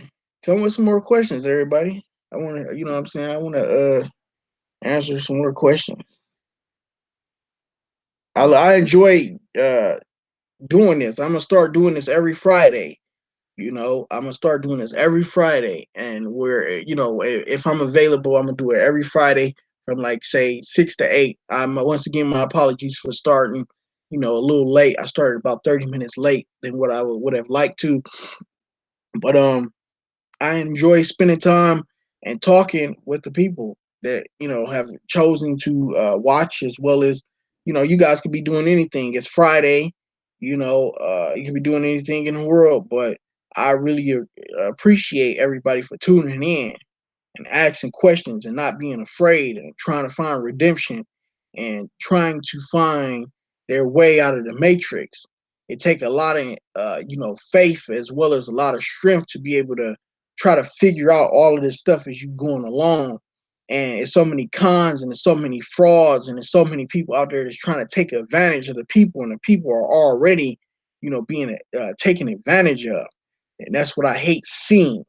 I don't want to continue to read emails where people are sending me emails about a certain individual who uses, this his I guess his platform to sell a bunch of stuff to the masses, and when it gets them in trouble because they following all these tax liens, putting liens on public officials and stuff like that, and then it takes a whole lot of effort with me or somebody else. You know what I'm saying? It's a lot of, I'm not the only one that's helping people, but it takes a lot of effort to try to help these people get out of these situations that they've gotten themselves into by, being manipulated by fraudsters. So this is the real reason why I want to start doing these live streams and stuff like that, so I can address a lot of the fuckery that has been going on in this sector of YouTube, as one would call it. Yeah, Alpha Majestic, go right ahead. That's what I shot it there for. Now, I will say this. I'm not sitting around with 15, 20 assistants. So I know Maurice was in the chat earlier, and, I've been trying to link up with him, I want to say almost 2 weeks now, to do like, kind of like a little 101 and, be of some assistance to him. So, if it take me 2, 3 days to get back with you, you guys got to bear with me, because as much as I am helping the masses, I'm still doing a lot of research, and I'm still doing a lot of reading, and I'm still, trying to compile as much information as I can and put it in a video to where it is in layman's terms to the cocksucker who was in here earlier. Um, that's basically what I'm trying to do. Marky said, how would you obtain something in the public without using FRNs? Uh, it's a process in which you could do that. You could, if you put the public, I'll put it to you like this: if you put the public on notice as to what you're trying to do, they got 21 days to respond. You use the administrative process on the public. They got 21 days. Well, I'll give them 30. Let's just round up. You say you got y'all, the public got 30 days, but you got to put it in a format in which the public got notice. So you can even use, a platform like this and make it circulate into the public, but you got to be consistent with it. You would have to do it every day for 30 days. And you would have to put it in a format. Like a lot of people, they say, well, you got to strictly still use the newspaper. Okay, well, if you ain't got 8 to 10 grand to run an ad in a newspaper for, 4 weeks consecutively speaking, what you do is, like I said, you file an affidavit underneath the miscellaneous files in the county recorders, and then that be the actual notice to the public. But in the actual ad, in the legal notices section that you would take out in the actual newspaper, you would just put where they can find the actual affidavit, as well as the document number and the sequence number, as well as how many pages the affidavit might contain. You have to give the public notice. That's how you will acquire something in the public without using FRNs. Now, where you have people that would, want to rebut your claim based on what it is that you are trying to acquire, that's give or take. I'm quite sure you would. Marley said, we need more people awake. Hell yeah, we do. I comprehend, my God. Your time and energy greatly appreciated. Thank you for being a champion for the people. I appreciate the people. Remember, I'm just as good as the people. So if I'm doing her right, but the people struggling, I'm struggling. Nobody's better than nobody. So we all got to come together. That's our biggest problem as a people. Some people, because they got the information, they want to sell it.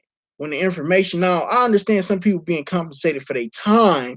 Now, if you are going out of your way and people they really don't want to do nothing, so they just rather pay a person to do everything for them. Now, I get that, but when you are giving the people 80-20 information, 70-30, that's what I got a problem with. So do it from your heart, or don't do it at all. That's just always been my attitude. But then again, my opposition would say, well, that's your attitude. I ain't got to be like you. And they entitled to that as well. And I respect their opinion on that as well.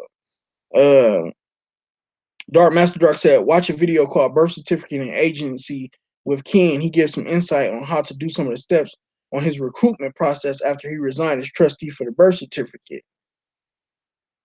I mean, I don't understand. How are you trustee to the birth certificate? You're not a party to it, technically. If one was to make that argument, I'm gonna tell you why that's bullshit in a sense, though, Master Darkside. And you've been coming with some dope questions tonight, but I'm gonna tell you why that don't make sense. Because it's fraud from jump, from one. In addition to the fact that you are not a party to your birth certificate, because when you were newborn, you didn't sign it. So the birth certificate by default doesn't have a trustee associated with it. The estate has a trustee associated with it through the social security number, because that's the one document that you do sign, the social security number.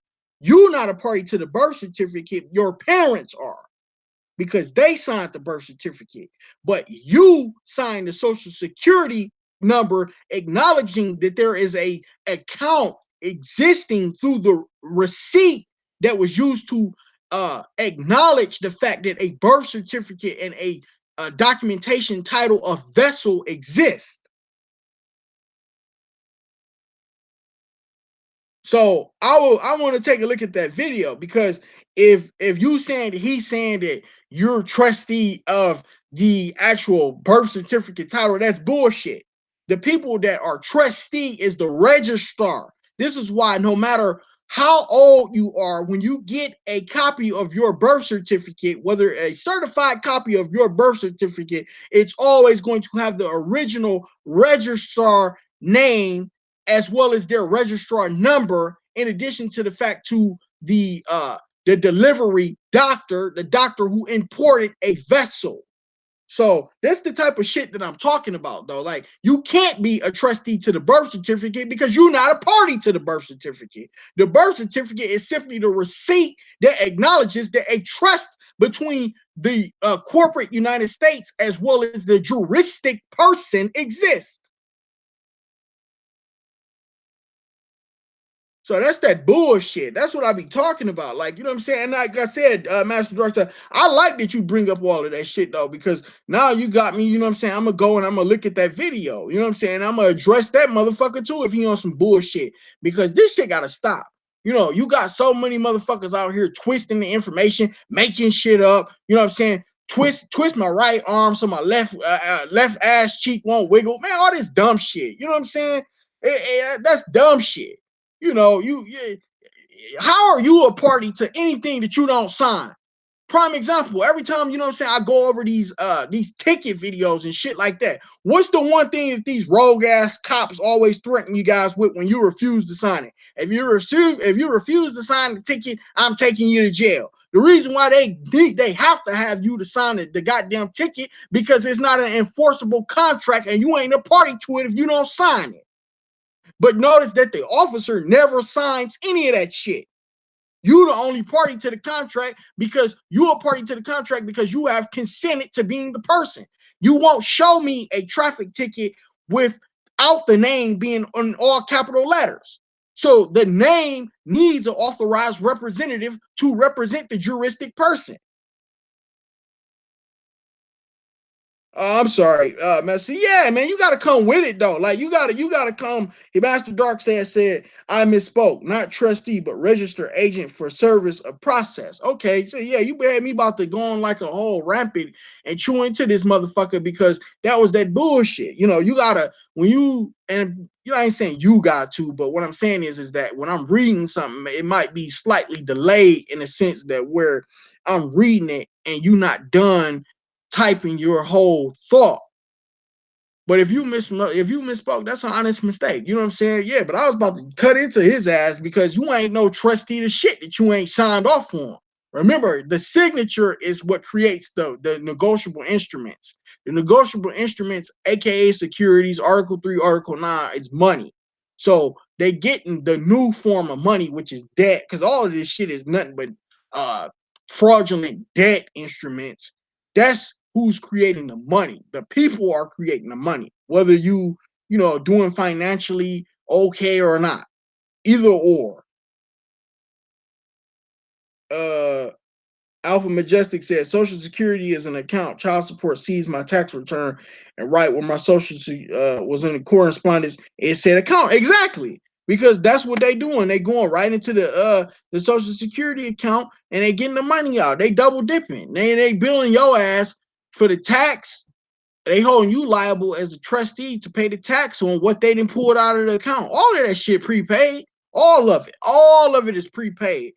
And they have direct access to be able to go into the account and get unlimited funds. Remember, the funds is unlimited because the people was put up as collateral. So y'all thinking that, oh, they put, I don't know what y'all think. I heard one motherfucker sent me a private message talking about they put everything up in the country as it relates to property as collateral. I said, well, isn't the people considered property? The people are considered property. So if the people are considered property, they put your ass up as collateral. But they may, in doing so, and is putting you up as collateral, they made you responsible for their tax bills. So you can continue to keep getting bent over if you want to by paying the tax bill. Like I said, now some stuff is a necessity. You need your fucking lights. You need your, you know, your vehicle. You need a lot of that shit. You guys can get the money back and, you know, recoup and redeem the OID instruments and get your money back um, around this time of the year before April 15th. You know, what do I have the form from? Why do I have a form from the IRS having my social with all nine? I don't know. I would have to take a look at that. I never seen nothing like that. But if you got it, I would like to take a look at that. If you don't mind sharing that with me, I would look into that my damn self. The people are the full faith and credit for the US. Exactly. The people. But Remember, since they snatched all of your lawful money, they are the ones with the degree of fault. So they have to provide remedy because it's their fault that they are bankrupt, you know. But everything that's registered, registration to vote, register vehicle plates on your vehicle, register to do this, register to do that. Everything that's registered or licensed becomes negotiable on trading docks. So any and everything that is registered, it can be traded. And that's what they're doing with the birth certificates. That's what they're doing with securities. That's what they're doing with treasury direct bonds. That's what they're doing with trust accounts, all of that shit. Yeah, go ahead and email that to me, Marcus. Mark, is it Marquise or Marcus? Marcus, that's what it looked like. Hopefully I ain't been saying your name wrong all damn night. I would like to, you know what I'm saying, make sure I'm saying it correctly. Uh, yeah, the people, they put the people up as collateral, but they got the degree of fault, you know. Look up Supreme Court cases involving the degree of fault. And in particular, this is the case that I've been looking into because I've been watching some nefarious people on YouTube, and I don't think that they understand that they have the express as well as viral consent to engage themselves in what's called interstate commerce. And when they fuck right around and get themselves caught up in a federal indictment and in a federal case because they want to talk about pimping on women, uh, you guys will be seeing them motherfuckers snatched off the internet, and y'all all gonna be joking, talking about, damn, they did a number on this or that YouTuber. But in particular, you need to look up a case called United States versus Hoke. United States versus Hoke. That's Hoke, 1917. And it clearly defines interstate commerce, and it clearly defines the congressional jurisdiction as well as separations clause as it relates to the Constitution, which also is an express trust that did a code. They did a coda seal on that motherfucking 1868. Oh, Marcus with a Q. Okay. All right. I figure I was saying it right. Yeah, Marcus. Okay, cool. Yeah, send me a copy of that. I want to take a look at it. Yeah, because I would like to look at that. If they got it in all nines, I would really want to take a look at that. Okay, let's take a couple more questions, and then I got to get up out of here, you guys. I'm checking out at 8:30, so I want like two good questions where I can, elaborate or expound upon it. Last week somebody was asking me all about that credit card shit. Marcus, you just said I got a broker's card from Fidelity. You only get the card if you deposit the minimum of 25,000 to the card and not the credit on the account. Well, yeah. Do you know you can also do a Schedule K and get all your money back from making that deposit as well? I forget what publication that is, but if you look it up, all of that shit is tax deductible, and you can go ahead and get all the money back as well with that. What's with Anna Von Reitz? Who is that? I don't know who that is. Who is that? I only, Kizzy, I only fuck with people that's thorough. Like if I it take me, you know what I'm saying, I try to give people the benefit of the doubt, but I can only listen to the bullshit for so long. It takes me about 5 minutes or so listening to that fuckery to see whether or not you want some bullshit. But I don't know who that is, so I don't want to, give my opinion on somebody and I don't know who that is. But uh Anna Leak just basically said Anna is not legit. She's a judge, Anna Von Reed. Okay, I have to look into her as well. I don't be knowing some of these people. Like I said, I know that bullshit, and I know when the sales pitch is coming. Usually they set your ass up for it in the middle of their little soliloquy, and they be like, okay, we got this, that, and the third going on. But if you join my group, you get access to all my informations and all of my files for a monthly fee and all that old shit. She's not a judge. She calls herself a judge. Yeah. Well, all you gotta do is get her real name and find out, whether she got an oath of office. That's all you gotta do. Ain't none of these motherfuckers. These motherfuckers ain't got no.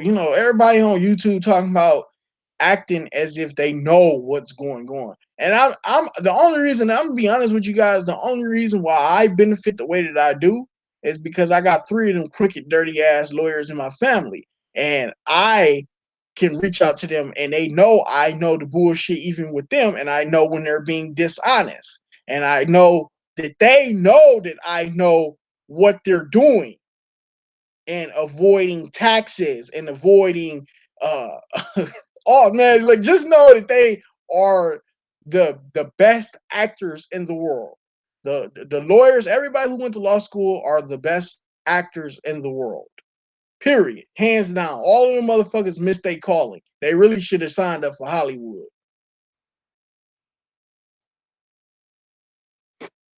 But yeah, come with a couple more questions. Let's take a couple more questions.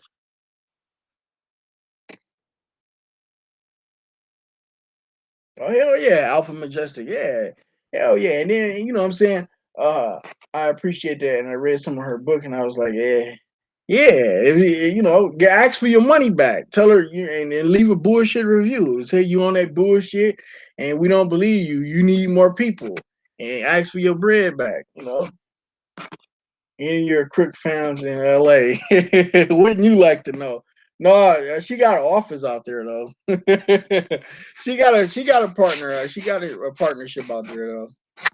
I don't want to disclose all of her shit, but just know that I get to use her Westlaw account from time to time whenever she's okay with me, and I can I get access to a lot of these case files and stuff like that, and these briefs, whether they be appellate or decisions, and I can see which judges or which jurisdiction of judges in certain circuits is on, conservatory views as it relates to, say, the Constitution, or if they more so inclined with the people, and have an interest to protect the people.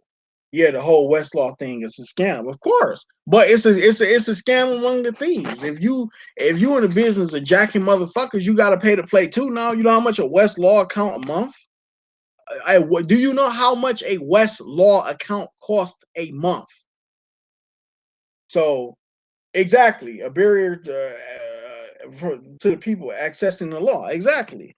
So don't get me wrong. Some of it is proprietary because I'm gonna tell y'all something. If you had access to a lot of these cases that I've been able to read, you will be able to see that uh, it's a lot of remedies out here. It's a lot of remedies, and like I said it earlier, but just know every case is a tax issue, and I'm gonna leave it as that. Every case is a tax issue.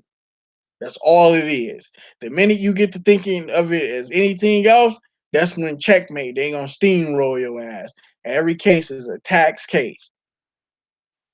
You said too much, that's why I don't have it. Yeah, it's fucking $3 grand a month. $3 grand a month. Now y'all see why, whenever you retain a lawyer off top, it's gonna cost you three to even get a 30-minute phone conversation. And 15 minutes of that is gonna be, with a paralegal asking you 7, 8 motherfucking questions before the lawyer even talk to you. Then by the time you do get to see the lawyer or have a phone conversation with him, she already spent 8 minutes talking about her credentials, his or her credentials, and then whatever little bit of time you got left is basically like have my motherfucking payment by the 1st and 15 because I need my chippers 911. Otherwise, you're gonna get you basically gonna be looking for your redemption in a public pretender who gonna make your ass take a shitty plea deal where you on probation for the next 5 years and you ain't got no money and you catching a bus and you walking and you on foot and you laying up in everybody else's house because you ain't even got no money to play with. That's what that is. Master Darkside says, how do we hold the courts accountable for the taxes? They make us owe on the private side. You said when they raid your estate in the courtroom after a BS loss. Well, you got to go look at the Form 56. I did a video on that as well as the 3949A. I forget the number that's associated with the publication. See, the IRS puts out these public forms as well as public notifications as well as public publications, and the people are not reading these publications. The IRS, I'm gonna tell y'all something, man. The IRS ain't who y'all think they are. The IRS is technically your friend. I wouldn't say your friend because ain't nobody no friends and shit. That's a poor choice of words. They are essentially your liaison if you doing the accounting right. Now, if you doing the accounting right, they are your liaison, and they like, hey, the queen want her cut. We don't give a fuck what y'all accusing this person of. Where's our bread at coming from y'all? Because y'all have raided this estate, and these forms that this person has submitted to us shows their proof of claim that it was a case, and you guys didn't have a bond under 2030 E11 of Title 26, which is a valuation on the farm property, because humans are considered chattel, and you ain't put up a bond, but you raided this estate, and you don't want to pay the taxes. And since this motherfucker already done reported it as a tax issue, we want our bread because y'all brought forth the case, so you pay the taxes. It said IRS works for you when you're on the private side. Exactly. They work for creditors, not debtors. That's what I heard about the IRS. Exactly. They work for creditors. Who's the creditor? But see, in this game called creditors and debtors, somebody got to pay the bill. So everything that they doing to you, and this is what I took from all of this, somebody got to pay the tax bill. And so whoever gets stuck with the tax bill, it's like playing hot potato. You know what I'm saying? When you was like a little kid, remember hot potato, hot potato, hot potato, hot. You know what I'm saying? Hot potato, where would it stop? And then you didn't want to be the kid that got caught with it because everybody looking at you, pointing their fingers like, I got your ass. So, that's why you want to go ahead and put the liability on them. That's why I'll put together the administrative process and show you guys that. Now that'll be the next video that I'm going to do. I'm going to break down for everybody so they can see how to do the administrative process correctly, and how to hold even the courts liable. And you can even show your proof of claim to the IRS under the Form 8300 as well as the 3949A. And when you show your proof of claim to the IRS gonna go after they ass for criminally. And this is what these judges and these prosecutors don't want. They don't want the IRS to start investigating their ass on a criminal complaint. And this is why, you know what I'm saying, they don't want this information going out. And don't get me wrong, I didn't hit their ass up when I was first getting into all of this. I didn't hit their ass up with what they would consider now as paper terrorism. Why I didn't basically, now that shit worked for me, and I'm not suggesting anybody do that. Like, you know what I'm saying? Because just because it worked for me, I was still kind of prepared, and I was working from an advantage from a family standpoint. Now, whereas like if you don't have access to people that's in the know, I don't suggest doing that. But I will say this, something, if you learn how to write a letter correctly and you word it in a way in which they know you know what you're talking about and they're going to respect your opinion, man, a lot of that shit'll go away. It really will. Alpha Majestic said, I tried to buy a jurisprudence for my district and they wanted 26,000 for that shit. They ain't stupid. They want to keep us in chains. You damn straight. Have you ever looked at how much annotated editions of revised statutes cost? You can't find a book for it's about $8,000.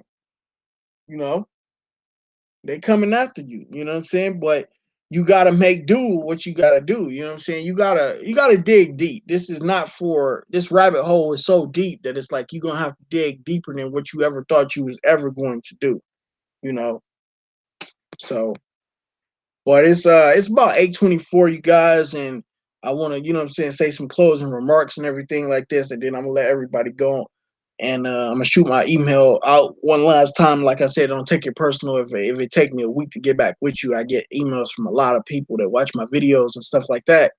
But I want to start off by thanking everybody tonight, and we're gonna continue to do this every Friday night at 6 p.m. Mountain Time, 6 p.m. to 8 p.m. I've started a little bit late today, but once again, I want to appreciate and thank everybody for asking questions, and hopefully a lot of the answers that I was given to the questions that you guys asked was able to help some of you guys. Hopefully some of you people took notes. Hopefully you was able to comprehend everything that I was saying in layman's terms. Uh, and I want to keep everybody updated in regards to what I'm going to be doing. I got a lot of dope, more information and stuff like that that I want to bring out to the public, but I want to do it in a private setting. I don't think that it's beneficial if I did do it in a public setting. It could be in a public setting, but it has to be in a private stream. Let me say that. Um, I'm going to eventually open up my Dropbox to a lot of people, that I feel as if they are trustworthy and I deem respectable.